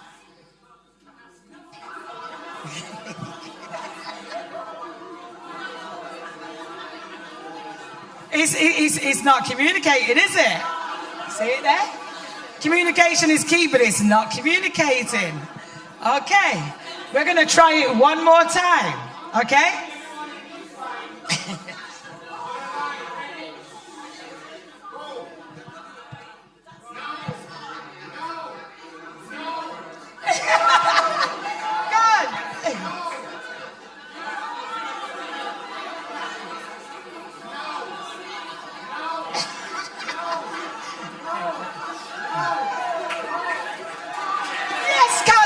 Can we have a round of applause for Colin, please?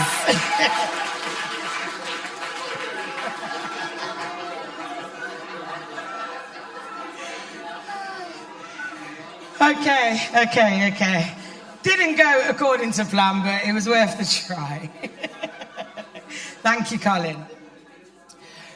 Okay, so that was supposed to be a connection wave, by the way, as well, because that's what actually happens when we talk to people, and maybe I didn't put it across properly. Anyway, moving on. Right, so if you could just press play, please, Laura.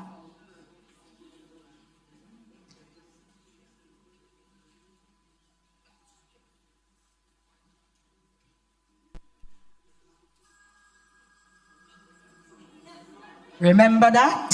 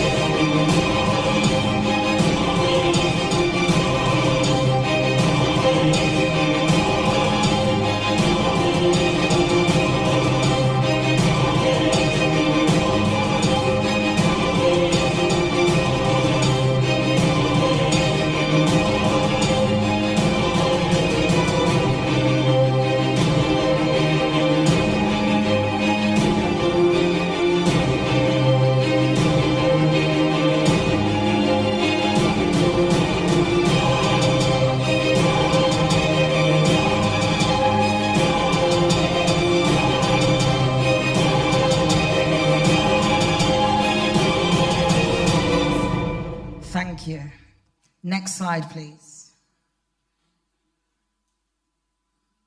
The evolution of technology you've just seen there. So you can see how things evolve. And I think there is a gap between the youngsters and the olders, and it's widening and widening because a lot of the youngsters are taking themselves away, and we're not understanding what's really going on behind closed doors, okay? And what's going on behind the screens. Now, what I've put up there are some old school fads. As you can see, the Walkman, and look where we are now. You can walk with your phone and you can hear music, you know? I remember my day, we used to have this like big boom bass thing for break dancers, and boy, God help me if me try to do them moves, no. But, you know, back a day, that was the thing, and things have evolved. I remember that jelly bean bag especially. Hands up if anybody had a jelly bean bag. Come on, you know they were the lick. I had every colour. I don't know about you. You have every colour? Did you have the shoes to go with it as well there? Yeah.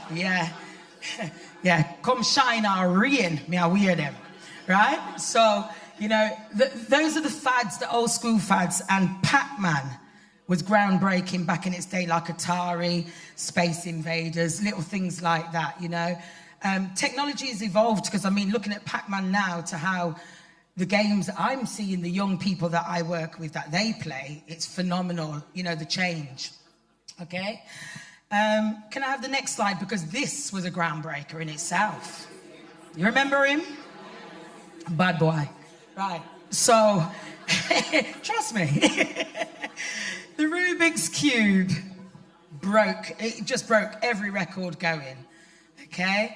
And you know, I'll never forget the day when we actually could realise that you could just take off the stickers and kind of stick it back, and you know, yeah, you know, and you're trying to smooth them back like you never did pick them, you know. But the Rubik's Cube, yet another groundbreaking thing.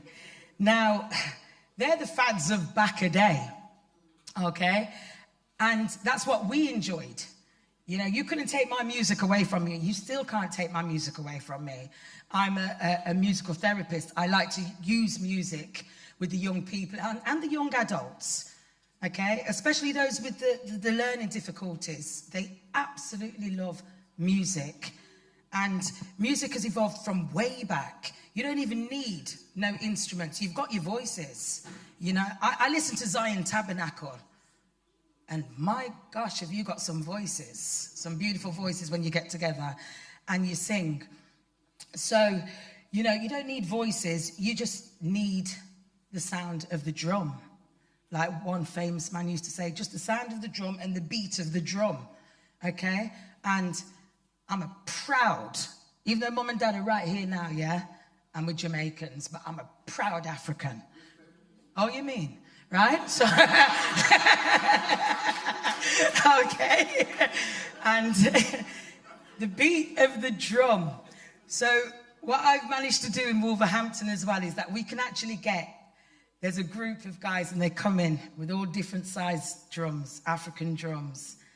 And I get the children to actually stand up, put on a phone. I don't want no phone in this session.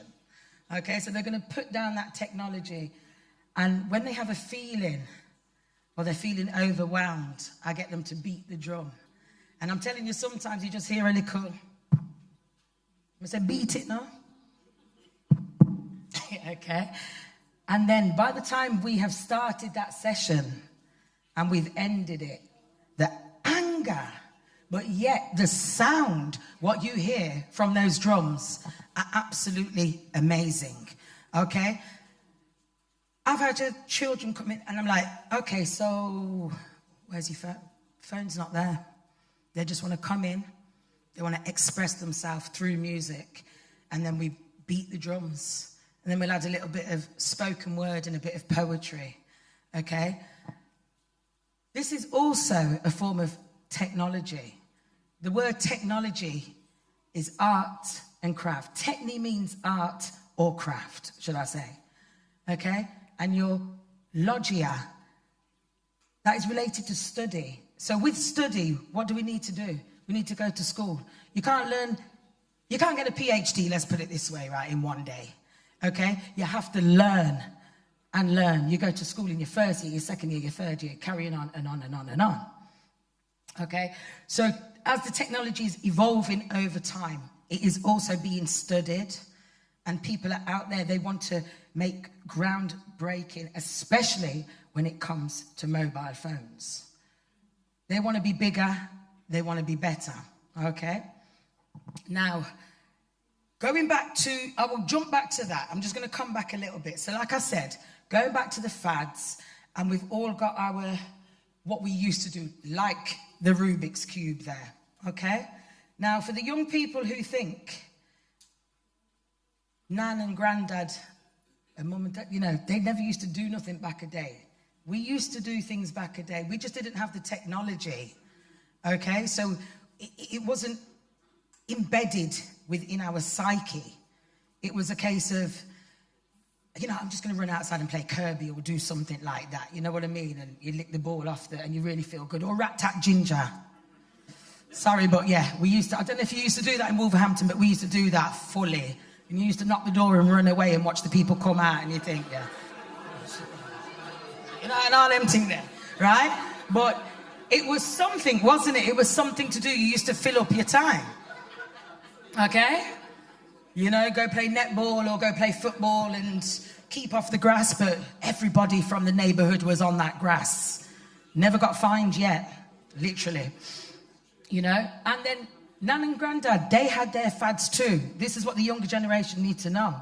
So, can I have the next one? That is somebody's Nan and Pops right there.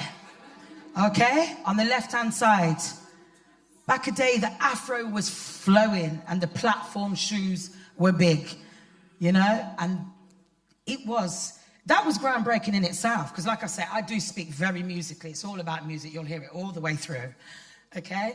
That was groundbreaking in itself because at that time, ladies and gentlemen, black people really didn't have anything. They didn't want you to have anything. They wanted to roller rinks, especially in America. You know, you roller skates. You couldn't go. They locked them all down just to make sure that everybody could be contained in the ghettos, you know? So they said, okay, you know what, let's do something and let's get these going. On the right-hand side, like I said, somebody's Nan and Pops. I love that picture. And that picture is from Soul Train, okay? That's another groundbreaking show. And there were a lot of technology going on back then for music and for musical instruments, sorry. So we went from the humble banjo or acoustic guitar, and then we went on to the electric guitar, you know, the Rickenbacker, one of the best-selling guitars of all times. So when music was being evolved back then in the 60s and the early 70s, nobody really bothered about your phones. We didn't have them really, did we? You know? So, like I said, from Soul Train, groundbreaking, next slide, please, to this.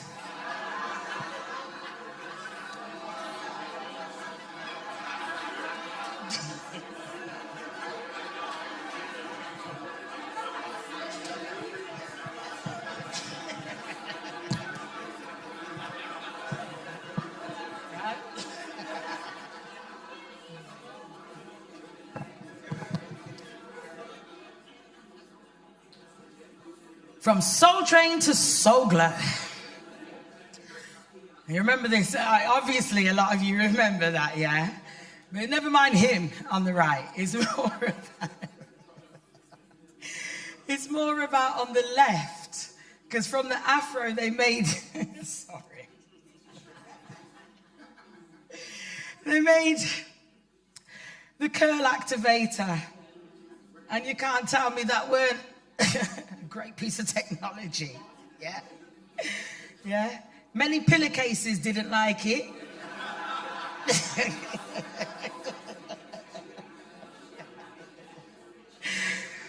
But it was made by an innovator, and they made millions, if not billions of dollars, you know? So technology evolves in many, many ways, okay? But what I'm going to get back to now is to the phone. Next slide, please. Yeah, believe it or not, that's the GOAT, okay? Martin Cooper, he made the first call, cellular call, back in 1973. That phone was called the Shoe.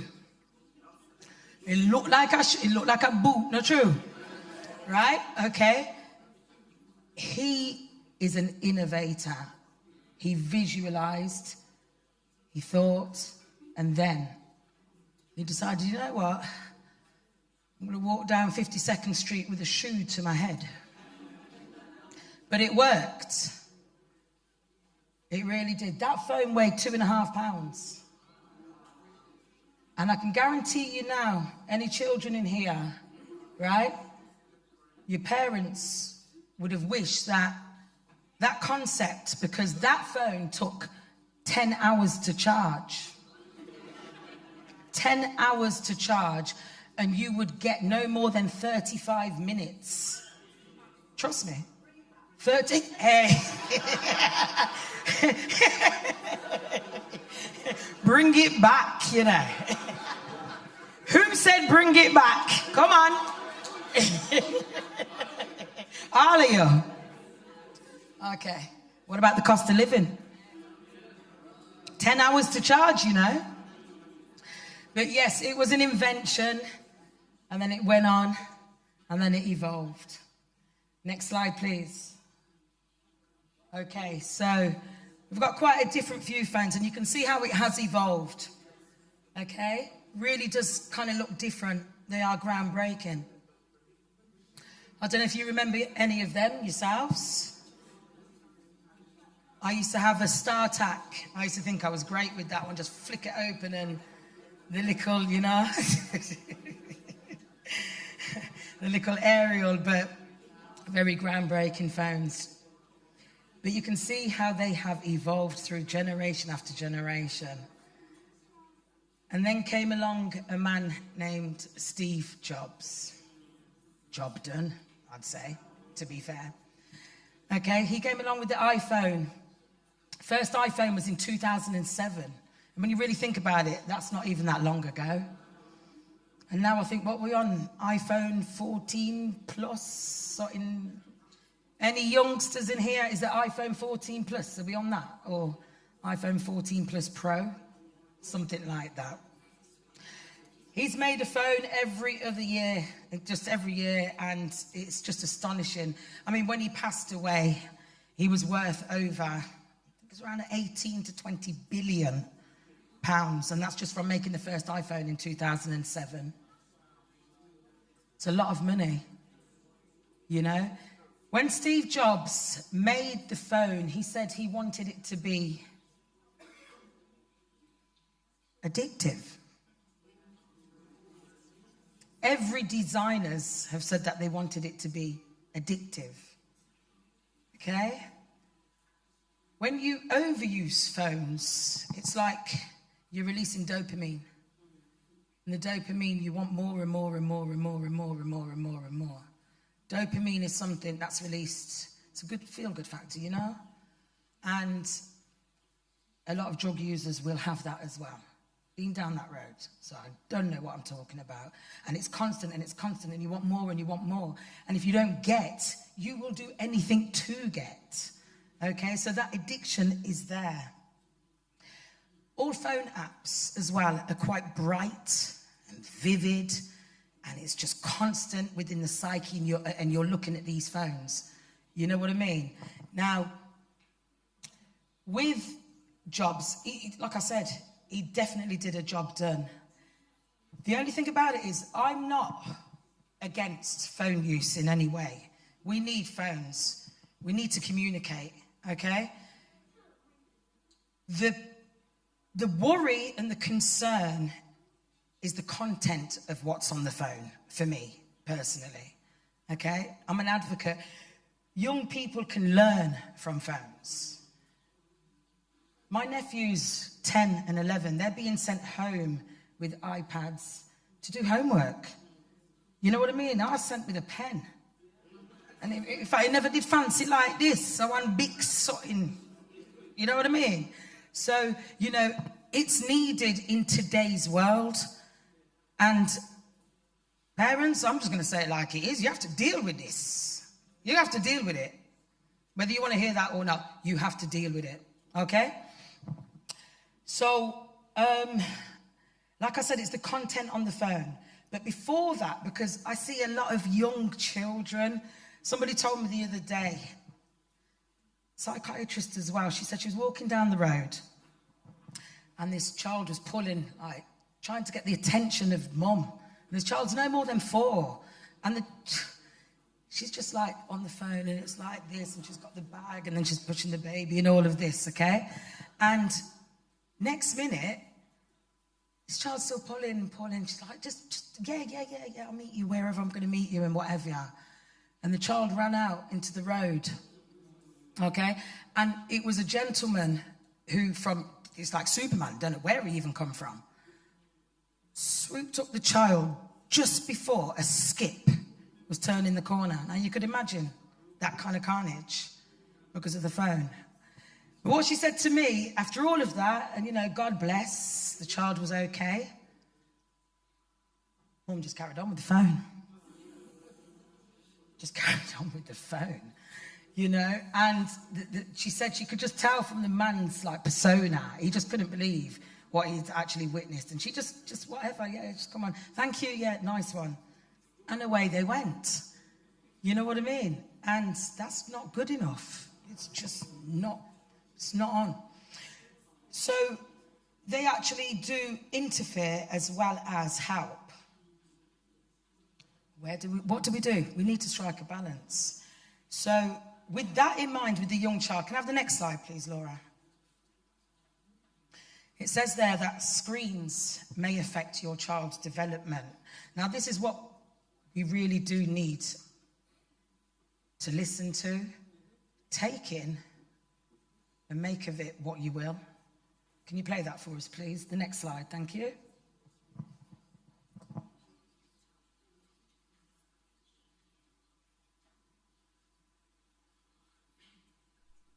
%98 of American homes with children now have an electronic mobile device. And on average, kids 8 and under spend more than 2 hours a day looking at a screen. Is that too much? Or could there actually be developmental benefits to screen time? This is Your Brain On, where we explore how the world affects our brains and ourselves. Young brains need a lot of external stimuli to develop, particularly from birth to age 3, what's known as the critical period. It's during this time that children's neurons are making connections for fundamental skills such as vision, hearing, and language. But these needs are based on centuries of human evolution, which used to have nothing to do with screens. Consider a child watching a video instead of listening to parents read a book. It's a far different experience for the brain. Rather than kids learning to focus and imagine the story, the device presents everything to them, so certain cognitive systems become underdeveloped. And when children spend too much time in front of a screen rather than interacting with people, they can have stunted development of the frontal lobe, part of the brain that decodes social interactions. It can become more difficult to develop empathy or learn social cues like facial expressions. What's more, the stimuli from a screen can be a lot. Colors, sounds, stories, all at a super fast pace. That can be sensory overload, releasing stress hormones such as cortisol. It can also overactivate the brain's reward systems, like the addictive hormone dopamine, getting kids used to immediate gratification they wouldn't get in the real world. So most scientists and doctors agree that screen time can alter young, still-forming brains, but in some ways, that change can be positive. Take the results of one recent study that exposed young mice 6 hours daily to audiovisual stimuli similar to those found in a video game. After 10 days, the mice showed signs of hyperactivity, impaired learning, and risk-taking. But the mice also stayed calm in an environment that usually would have stressed them out. Some scientists now argue screen time can help prepare a child's brain for our increasingly fast-paced, high-stimulus world. So, screen time isn't always bad, and it isn't all created equal either. An educational letter-matching game isn't the same as a violent movie. As with many things, the key is moderation. Limiting daily screen time and making sure the child can function in all of modern life, not only with screens, but in the real world too. Thank you. Hey, NBC News viewers, thanks for checking. Don't know about him, but anyway, thank you. So you see the damage that can onset from such a young age. So you kind of really need to check yourselves, check your children's phones, and check in with your children when they are actually using the phone from a very young age, because you never know what's going to happen. And there was a study done as well, and a lot of children with ADHD can become very addicted to their phones very quickly, okay? But then with the ADHD, as it goes on, when they get to the age of around about 21, 22, they can actually become quite psychotic, okay? Now remember, this is all, you know, it's up here. It's got nothing to do with what you do on a daily basis, you know? And then a lot of the psychosis then can lead to suicide. And that's some serious, serious thing we're talking about now, okay? At such a young age as well. So, next slide, please. So you see these apps, they are, like I said earlier on, they're designed to be addictive, they're quite bright coloured. But we go on them every day. You've got your Facebook, your Twitter, YouTube, there is so much out there, and it is the way of the world today. So it's how you adapt with this on a daily basis. You know, have some off-grid time as well, time away from it. But if you're not doing this as a family, then what other alternative has a child got? Because they're used to it. They're doing it at school, they're using it when they come home from school, and they're going to then do it to play video games, because they meet quite a lot of people, don't they, online with their video games, you know? They make friendship. It's a friendship. That's how a friendship begins a lot of the times. But who really is on the other end of the line? That's the question, you know? And as Laura said, people are hacking and they can do anything. I mean, a Ring doorbell. People looking in your house and it's really not on. And like I said, Wolverhampton, I'm letting you know, you guys have a pandemic. Have to be, and you know, God bless her. She did it really good and used it for good, even though the tap, tap, click, click used to do my head in, right? You know, but what they are accessing nowadays is, it's scary. It really, really is. And there's another thing. It's known as, has anyone heard the term social currency? No? Okay, so what it is that young ladies and young men are actually posting something. And if they don't get more than, say, 10 likes, they'll take it down quickly. But they'll be checking, once they've posted it, they will be checking to see if they've got a couple of likes. And, I got a love heart there, and I got this, and I got that. But if they haven't got no more than 10, they'll take it down. And then they'll post up something else. Then they'll check their phone again, just to see if somebody else has looked, and then they'll check their phone again. No one's done it, they'll take it down, and they'll do it again. And it's constant, constant, constant. Sometimes a lot of young people will put as much as 15 posts up within half an hour. And because they haven't had no more than 10 likes, they'll take it down. Social currency. I'll let you tell you what the currency is. It's your likes. It's your love hearts. It's your comments. And the less that you have of all of those things, the less you feel as a person. And then you don't feel validated. And then you're going to decide to then just retreat. And because you're not being validated by your friends, then you don't want to go back out into the community. Because you're thinking, they don't care about me. They haven't bothered about me, you know. I'm nobody. So then they will then seek to speak to somebody else who they don't know. And they'll have a full-on conversation. And then they will get all the likes.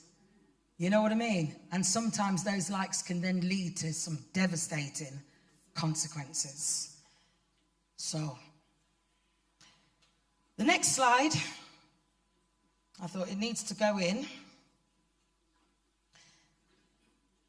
That was when I didn't really know it was a church I'd be coming to, but I have to say it like it is, because these are the things, dear Lord, these are the things that you need to know about. These emojis are being used widely on a daily basis. Okay?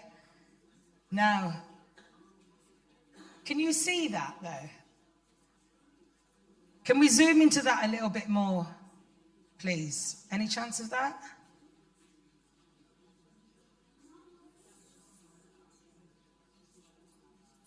Any chance, Laura? Okay, thank you.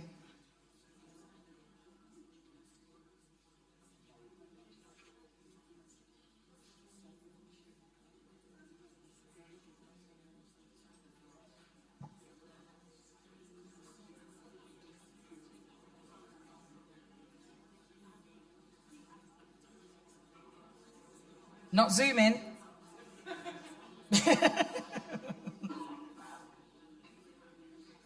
All right, but you can see the emojis, can't you? You can see the emojis, so I'm going to carry on because I've got to take in time. Oops. Laura? Okay, so we can see that now, yeah? So these emojis are being used, and I'm not going to lie, I was shocked with some of them. You know, I mean, I used to go to the circus when I was a child. I loved it. Just didn't know the meaning of it in 2023 until now, to be fair. You know? So if you ever see any of these emojis, and like I said, this is on a regular basis. You can make a conversation out of the whole of those emojis. You know, so take heed. Just have a look. Can you see?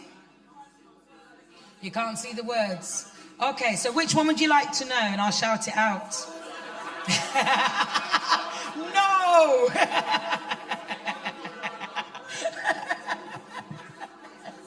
I tell you.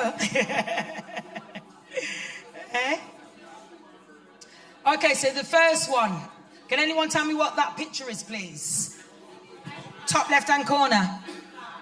Eggplant. Otherwise known as? Aubergine. Okay. So that's related to men's genitalia. Okay? And you know what I mean by genitalia, right? Okay. Leave me alone. Next one. Can you see what that is? Okay, so the cat is, you can see what it is, right? Okay, so that's to the woman's genitalia. Ooh, hear that? Okay. So the next one across, can we see what that is? To me, I used to think that was an actual, like, wow. You know, or I'm shocked, like, okay? But it's about oral sex on a mate, apparently, okay? And then the next one to that is the tongue, which is also oral sex on a female. Like I said, God, forgive me. Okay, and there's some there. Can we see the cherry? That's women's breasts. Who said no, it's not? Or virginity. Yeah. Yeah, no, you're not wrong. It is about virginity as well, but it's also about women's breasts. You've learned something new today, then. Yeah? Okay. Okay, so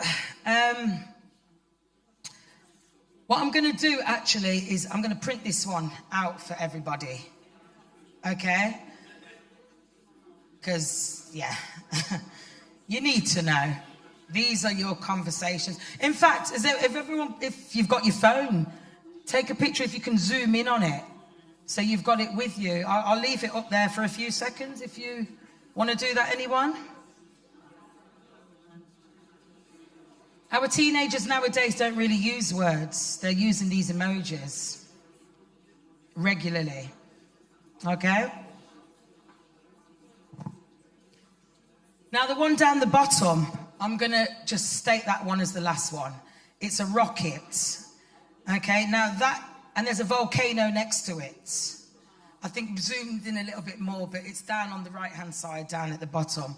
And that is donating an orgasm, okay? Trying to say. It's denoting, sorry. Okay, but for everybody in here, I'd like you to, sorry? No, Mama, can't hear you. Why you whisper for? Right, so what is it you want me to... So that's about oral sex on a female. Okay, so if somebody sends that to a female, that's what they're... But by the way, they're all suggestions. It's suggestive. You're wanting this, you know? So that's what the taco is, with a knife and fork. Who eat taco with knife and fork, though? Eh? So, but like I just want to go back to the rocket one, because I think you really do need to know that one. It is saying that is an orgasm, but I'm letting you know that it's also a drug dealer telling somebody that they've got the best drugs in town. Yeah? They're trying to say that their drugs is fire. I'm being serious. It's fire. Basically, you take their drugs, they're going to take you to the moon. Okay? And the volcano, if they put that next to it, that means that you will explode when you take my drugs. Okay? And then they want you to then send that on to somebody else. So they're the emojis, what your children, or next door neighbors' children, nephews, nieces, grandparents, everybody, grandparents? Sorry. Grandchildren are using. Okay? Right, so, can I have the next slide, please? Sorry, Val, you missed the emojis.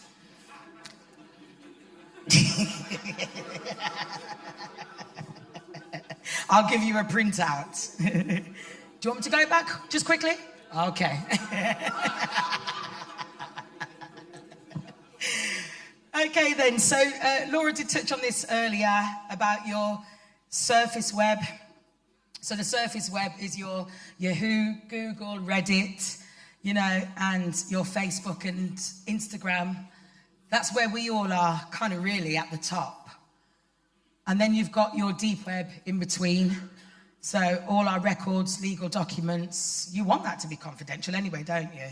You don't want, you know, people getting into that and taking all your details, subscriptions, information overload.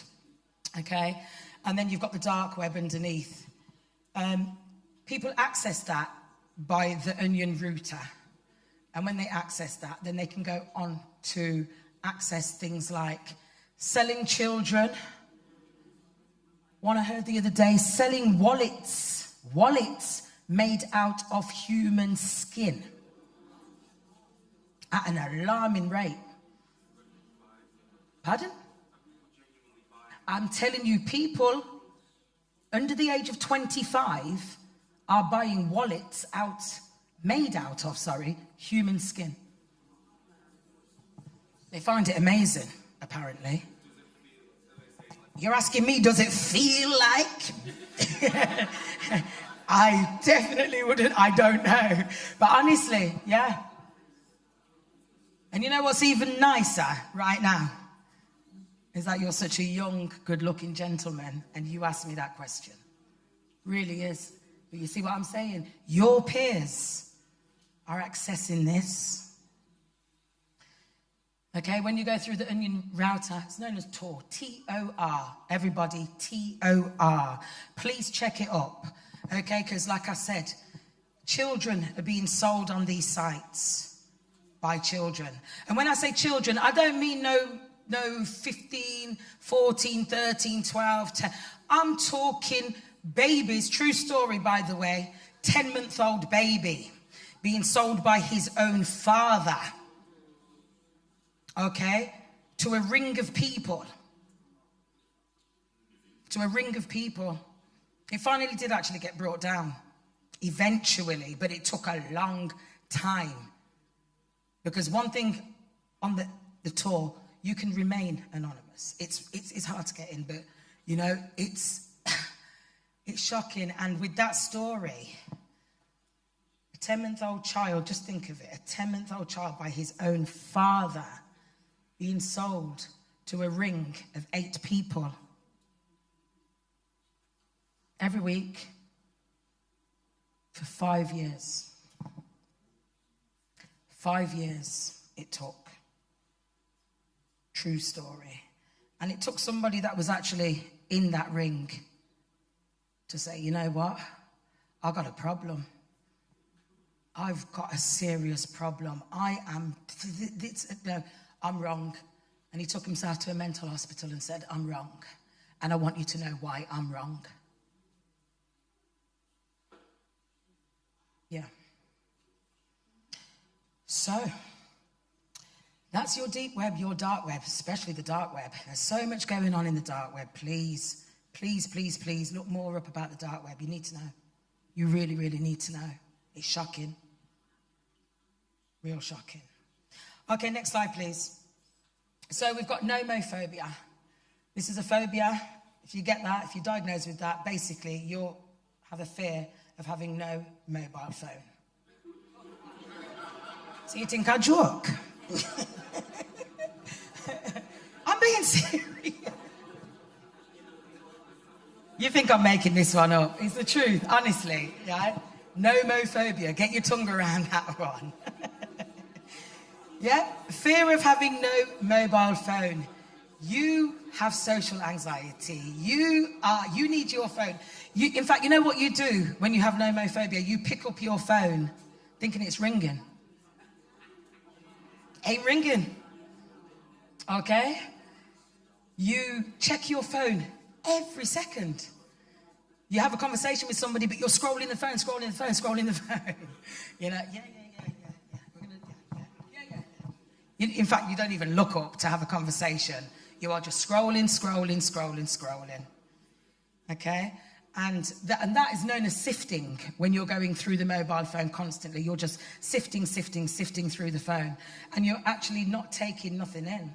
Your brain's it's not taking it in. Okay?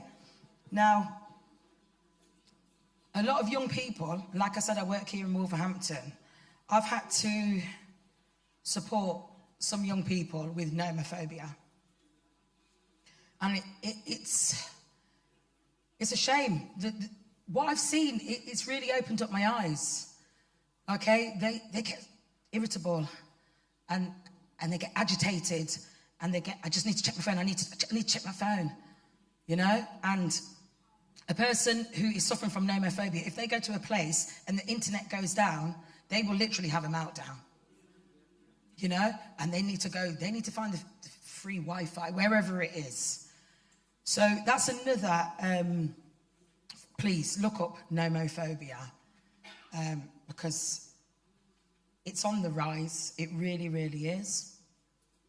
And that's another thing that can actually lead to psychosis a lot of the times. Okay, so with that said, I'm going to play you a quick video because I'm going to wrap up soon. And this is about how mobile phones are changing us. Could you play that for me, please, Laura? Thank you. Of the 7 billion people on Earth, roughly 6 billion own a cell phone, which is pretty shocking given that only 4.5 billion have access to a working toilet. So how are these popular gadgets changing your body and brain? If you're looking down at your phone right now, your spine angle is equivalent to that of an 8-year-old child sitting on your neck, which is fairly significant considering people spend an average of 4.7 hours a day looking at their phone. This, combined with the length of time spent in front of computers, has led to an increase in the prevalence of myopia or nearsightedness in North America. In the 1970s, about 1/4 of the population had myopia, where today nearly half do, and in some parts of Asia, 80 to 90% of the population is now nearsighted. And it can be hard to put your phone down. Take for example the game Candy Crush. As you play the game, you achieve small goals, causing your brain to be rewarded with little bursts of dopamine. And eventually you're rewarded in the game with new content. This novelty also gives little bursts of dopamine and together create what is known as a compulsion loop, which just happens to be the same loop responsible for the behaviors associated with nicotine or cocaine. Our brains are hardwired to make us novelty seeking, and this is why apps on our phones are designed to constantly provide us with new content, making them hard to put down. As a result, 93% of young people aged 18 to 29 report using their smartphone as a tool to avoid boredom, as opposed to other activities like reading a book or engaging with people around them. This has created a new term, nomophobia, the fear or anxiety of being without your phone. We also see a change in brain patterns. Alpha rhythms are commonly associated with wakeful relaxation, like when your mind wanders off, whereas gamma waves are associated with conscious attentiveness. And experiments have shown that when a cell phone is transmitting, say during a phone call, the power of these alpha waves is significantly boosted, meaning phone transmissions can literally change the way your brain functions. Your smartphone can also disrupt your sleep. The screen emits a blue light which has been shown to alter our circadian rhythms, diminishing the time spent in deep sleep, which is linked to the development of diabetes, cancer, and obesity. Studies have shown that people who read on their smartphone at night have a harder time falling asleep and produce less melatonin, a hormone responsible for the regulation of sleep-wake cycles. Harvard Medical School advises the last 2 to 3 hours before bed be technology-free, so pick up a book before bed instead. Of course, smartphones also completely change our ability to access information, most notably in poor and minority populations. 7% of Americans are entirely dependent on smartphones for their access to the internet. A 2014 study found that the majority of smartphone owners use their phone for online banking, to look up medical information, and searching for jobs.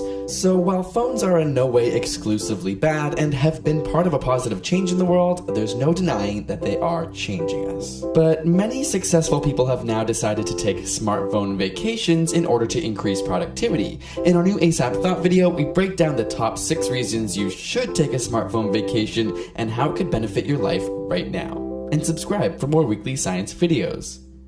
Thank you. Yeah, thank you very much. So, yeah, limit some of your phone use. We really need to do that. Now, I was actually going to bring some people out here, but I'm just wary of the time, and it is kind of going, isn't it? We are going. So I'm actually going to jump a little bit, okay? Can I have slide 21, please? I'm just going to play you a song. It was by a group called Jamiroquai. Oh, do we know JK then? Okay. We're going to get funky in here. Okay, so he and the rest of the band were in Japan. And they were just having a chill out, you know, after playing and wondering, like, going into town, let's go get some food. And they were like, where is everybody? I've been to China and I've seen their technology. I went in 2002 and we had to go to a few studios, musical-wise and also electronic-wise. And they are way ahead. It's phenomenal. The Chinese, Japanese, it's mad, honestly. But anyway, back to the band, Jamiroquai. So they were like, where is everybody? This is Japan, where is everyone? And some little old woman, as they said, came over to them and she's like, "Donde?" And he's like, "What?" "Go down there." And they actually had to go underground, and I mean real underground, and they actually found a population of, probably you could fill, I'll say Coventry, because Coventry's quite small, a population of people down there making phones, technology way ahead of its time, robots, you name it. That was in 1995. We're now in 2023, so you could imagine how far they actually are, okay? And he said it went back, it just blew their minds. And then as musicians do, we take what we see and we put it in our songs. So they made this song, and I'm just going to jump to it quickly. Can you just play that for me, please? And sorry, before you do, is there any chance we can have the subtitles on? Please. Next slide, please. Okay, so I chose that song because it's, as it said, virtual insanity, and we're talking that's way back in 1995.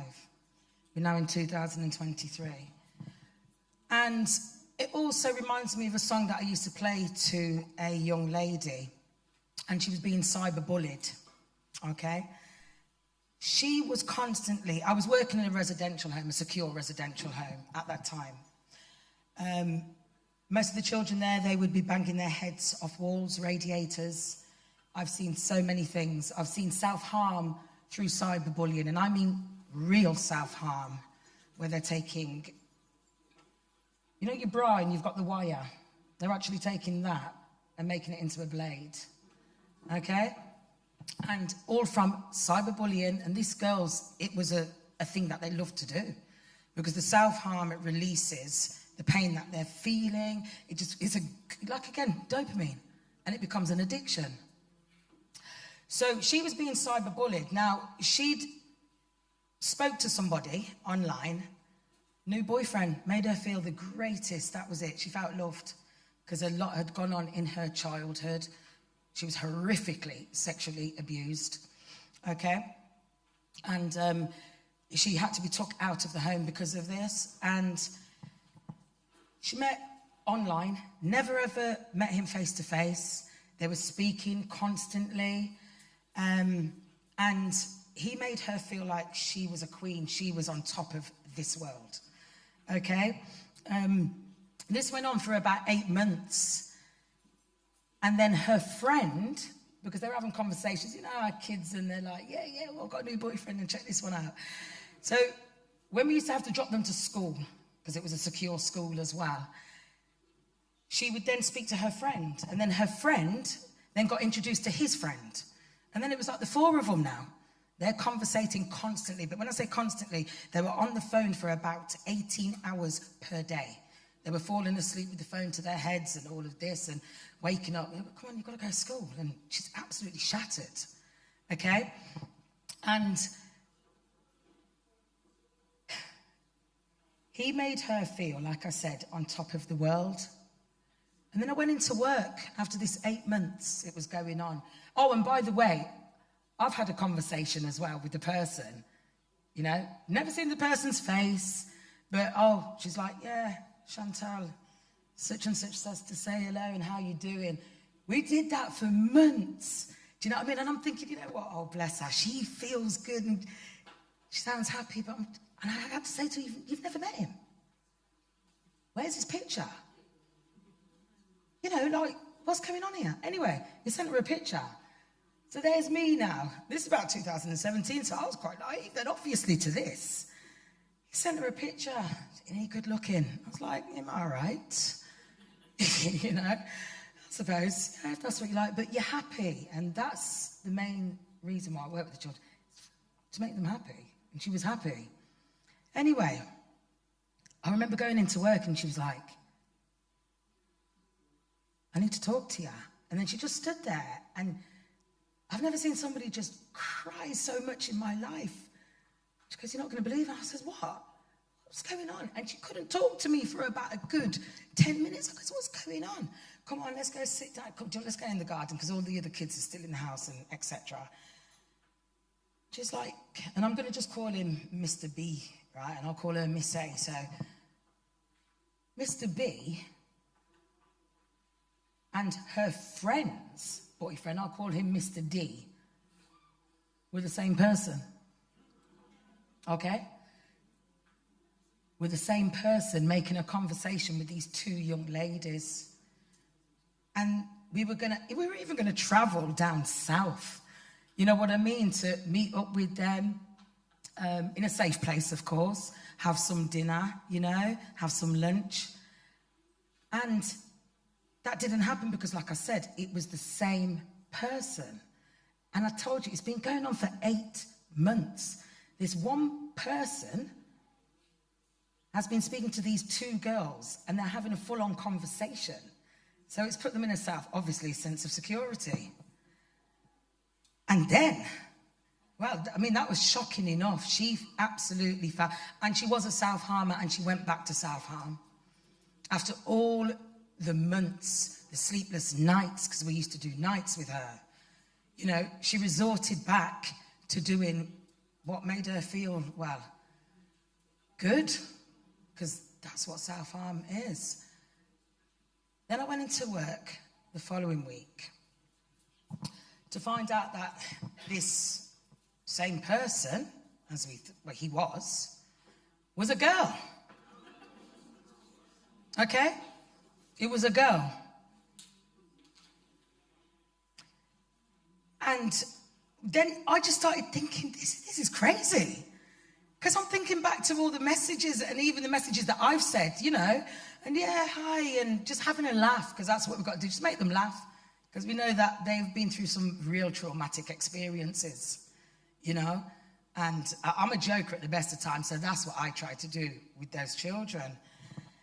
And the hatred and everything that was coming out of this girl when she actually got caught, because she did, and the police got involved. And then we heard anyway, she went on to do it again. She did it again, but she did it with 3 people, not 2. You know, and this is constant, and this is happening all the time. It's probably happening right now as we are sitting here.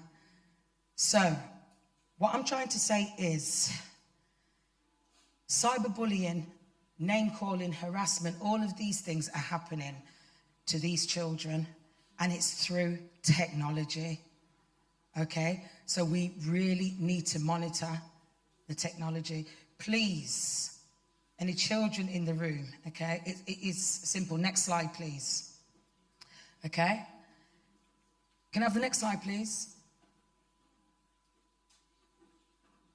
There it is. It's simple. Just love. We just got to love one another. And as a mother with a child, please just, you know, if your child's following somebody, the influencers, follow them with them. Do you know what I mean? Or follow somebody else that you can do together. You've got to do it together. But we've got to really take it back to basics. You know? And I've said the words, I think I'm saying pandemic a little bit too much because I've heard it so much over the last 2 years from Boris and in front, right? But we are in a pandemic with technology as well.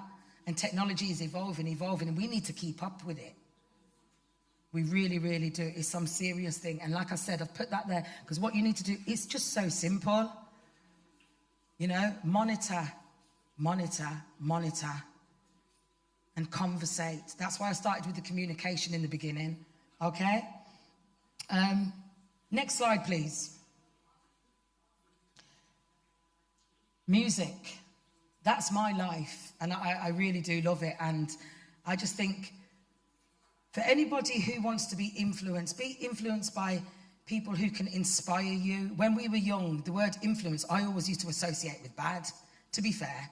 They'd be like, yeah, mum and dad were like, yeah, am I bad influence for you? You know? Never really heard of a good influence, but I've always heard of a bad influence, and I've kind of grown and worked with that. Do you know what I mean? So, you know, inspire, like how they inspired me. They've inspired generations after generations after generations. I make sure those two, I like to get those, Bob Marley and the Beatles, in with the children, because they're actually dissecting and deciphering the lyrics, what they use, and it is so relevant for today in so many ways. Okay, and the last slide, please.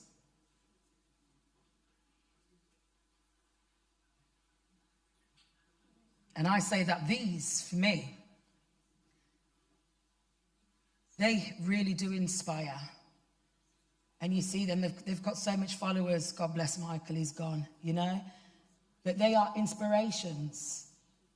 And please, children, be inspirations for the next generation. Because you are the generation, we need to learn from you. We really, really do. You need to teach the elders, but you need to work together. It's a collaboration thing. Okay? And the next slide, please. That's what we can do. We can change the world together. Those two people there changed a lot for a lot of us in here, if not all of us, to be fair. They really, really did. And God bless them, because their souls were taken because of beliefs. And they didn't have technology. You know, really. Okay. And then the final one, please. I'll let you just read that for a second.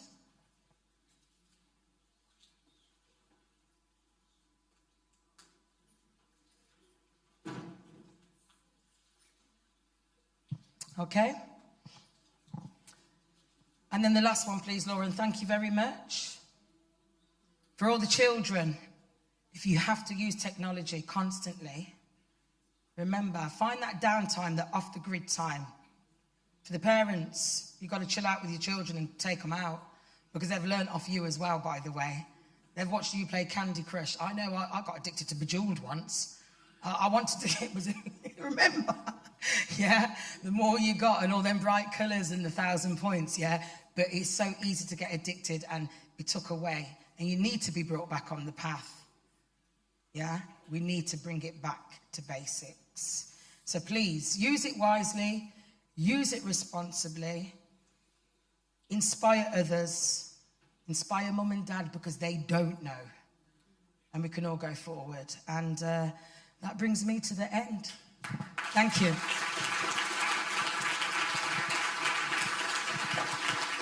I'm done.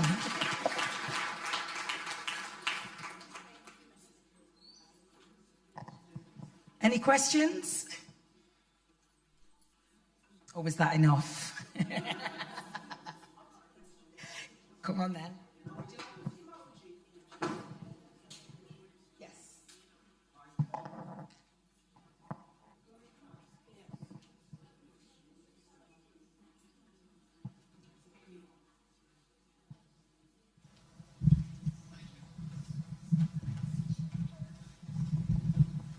You know, all of those emoji images that you showed on there, is there a lot more? Where do you find it? What do you type in? Type in emojis, sexual emojis, and especially the X-rated emojis, because they are used more than just the sexual emojis, to be fair. So you can type it in. That's the good thing about technology, isn't it? You know, you can actually find it.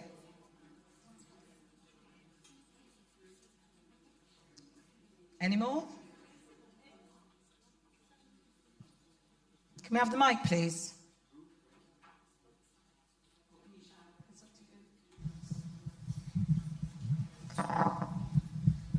There is also parental control that you can actually... I've heard about that. You know. Yes, you can actually, you can actually put parental control on.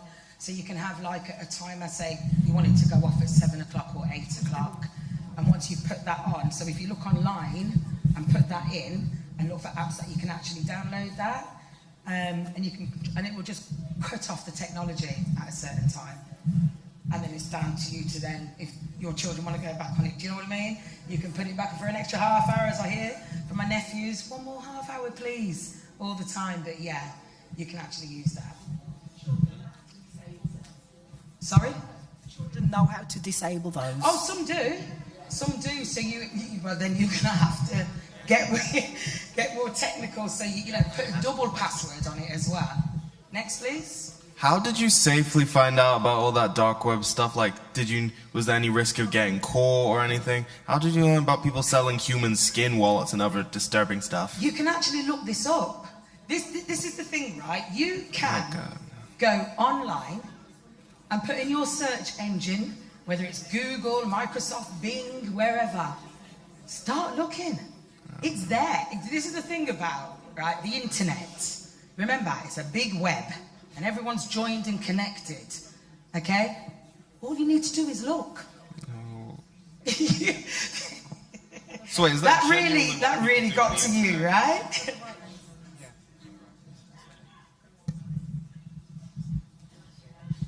Last one? It's not really a question. It's just to point something out as well. It's not just the young people. There are a lot of older men and women who are being abused online financially with scams. So, yes, that's correct. So it's across the board. Yes, it is. You know, and it's scary.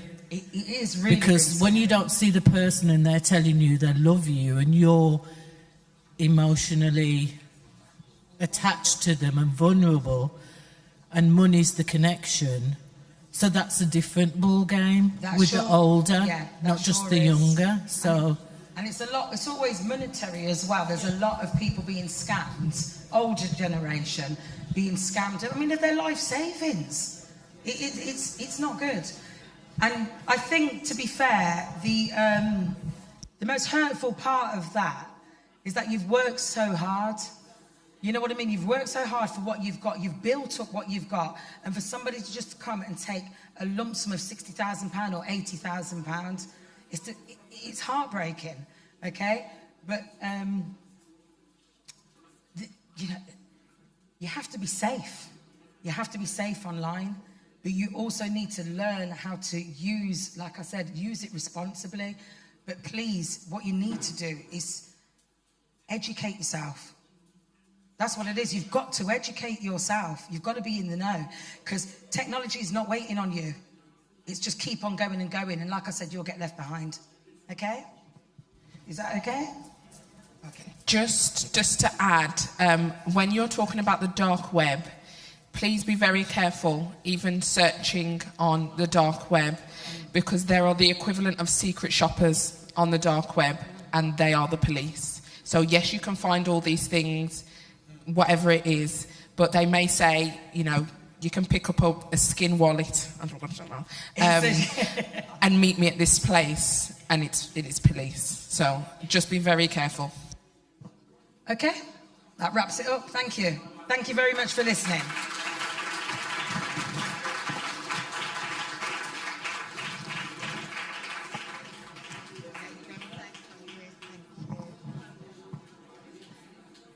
That was absolutely fantastic.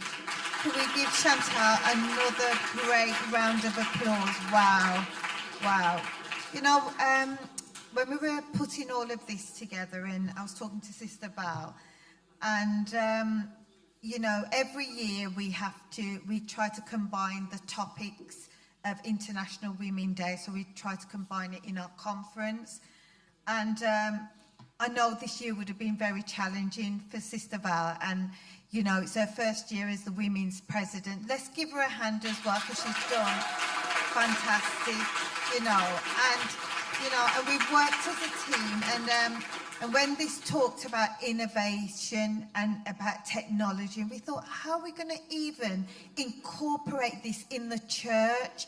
How are we going to do it? You know what? And then, you know, when I look at today, I know how blessed we are. I know that, you know, God had assigned this topic for us, really, because it's something that the church has to deal with. It's something that, you know, we have to evolve with. You know, Chantal said it. We have to keep evolving, because if we don't, we'll get left behind. So I'm so grateful for ZCT as a church that we can deal with topics like this, because it's so important. You know, for me, I was sitting there and I was looking at those emojis, and I was thinking, I will never look at that surprise emoji or send that surprised emoji in the same way again. I'll tell you something. I'm sure we'll all be looking and thinking, not sure, you know. So, but no, absolutely fantastic, Chantal. Thank you. Our next speaker is Emma Sharman. Emma is a digital inequalities lead from the NHS and NHS Black Country ICB. And I'm going to welcome Emma to come up now and to tell us a bit about some great opportunities. Thank you.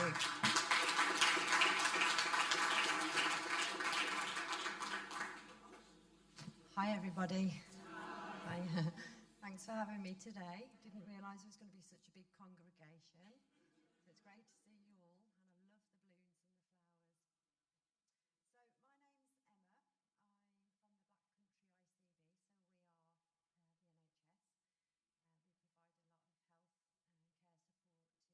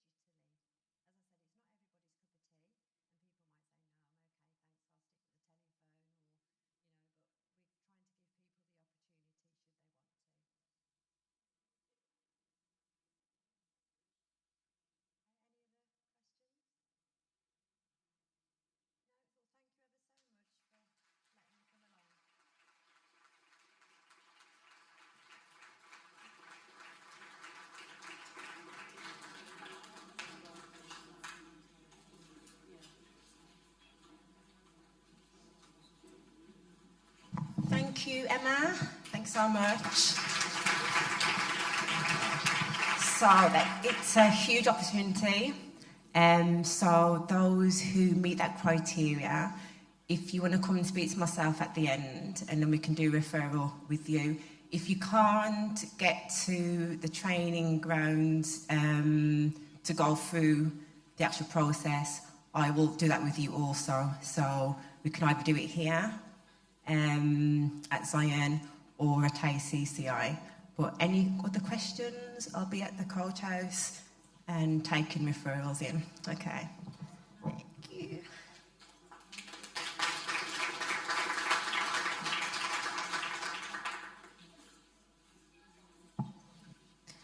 Thank you. That's absolutely excellent. We've also we've been blessed, really, even to be given a gift of the Geo book for Zion City Tabernacle. So yes. So is Pastor Derek in the house? Pastor Derek, is it? Yeah. Could you just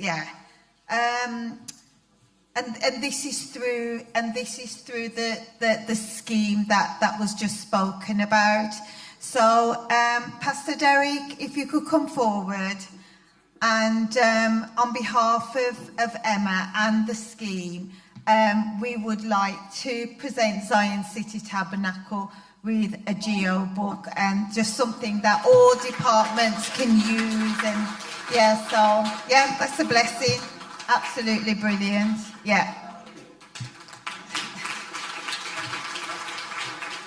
Thank you. Right, so we've actually come to the end of our fantastic program. Hasn't it been a great day? It's absolutely been a fantastic day.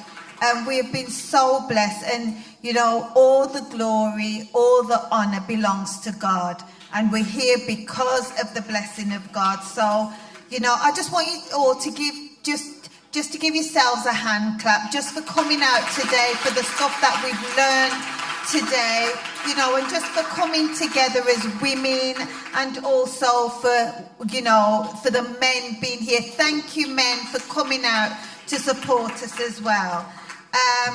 Right, so we've got some votes of thanks, but first of all, I'd just like to mention also that after the session, in the training room at the front of church, we'll be doing some health checks.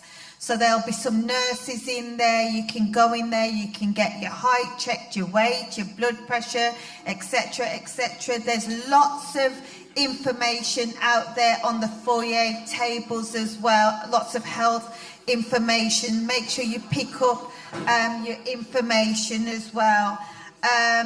Also, we've got a lady in the house. Is Afi in the house? Afi, could you stand up? This lady here at the back, all those little black gift bags that you've had, it's actually from this lady. There's some forms in the bags as well that she'd like you to complete. Afi will be in the porter cabin at the side here doing facials, so please go and see her. You can go and see her during the break, during the dinner as well. So thank you, Afi, and thank you for the donation of bags as well. So we'd like to say a great big thank you. Thank you. Chantal, could you come forward, please? On behalf of Zion City Tabernacle and the Women's Department, we'd like to say a great big thank you for coming out today, for giving up your time for the wonderful presentation that you did, and that for supporting us today. Thank you so much.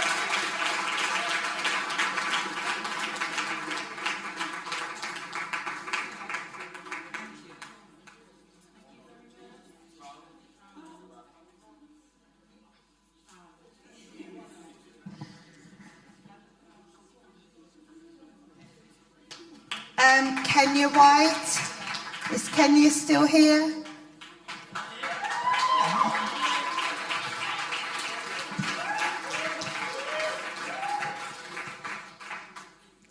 Keep giving her a round of applause. Kenya, you're young. Hurry up. We'd just like to say thank you. You know, Kenya and Joanna did the presentation, and Kenya refused to come up here, so I'm so glad that I've been able to call her up.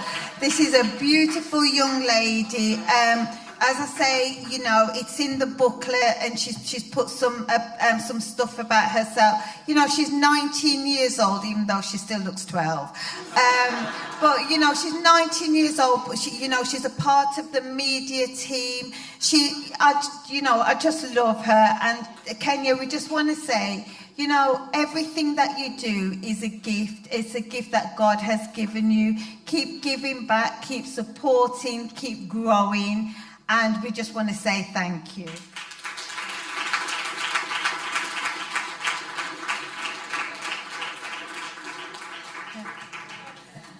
Sister Laura Chambers, could you come forward, please? And while Laura's coming forward, this is just a couple of the thank yous that we're doing today. We've got a lot more to do tomorrow. But we just want to thank especially the people who have taken part today. Laura, what can we say? You know, Laura's the media lead. As we talked about her when she first came up here to do her presentation. Laura, we can't thank you enough. We know that you've got the little one, and she's normally here with you, normally setting up the mic, helping set up the mics, and so you're even teaching her from that young age. You know, whatever you do, just keep doing it for God. I know sometimes you get tired. I know sometimes, you know, it even seems a bit like a thankless task, but it's never thankless because God knows everything that you do, and He said, what you do in secret, He will reward you openly. So just keep doing what you're doing. God bless you from Zion City Tabernacle and the Women's Department.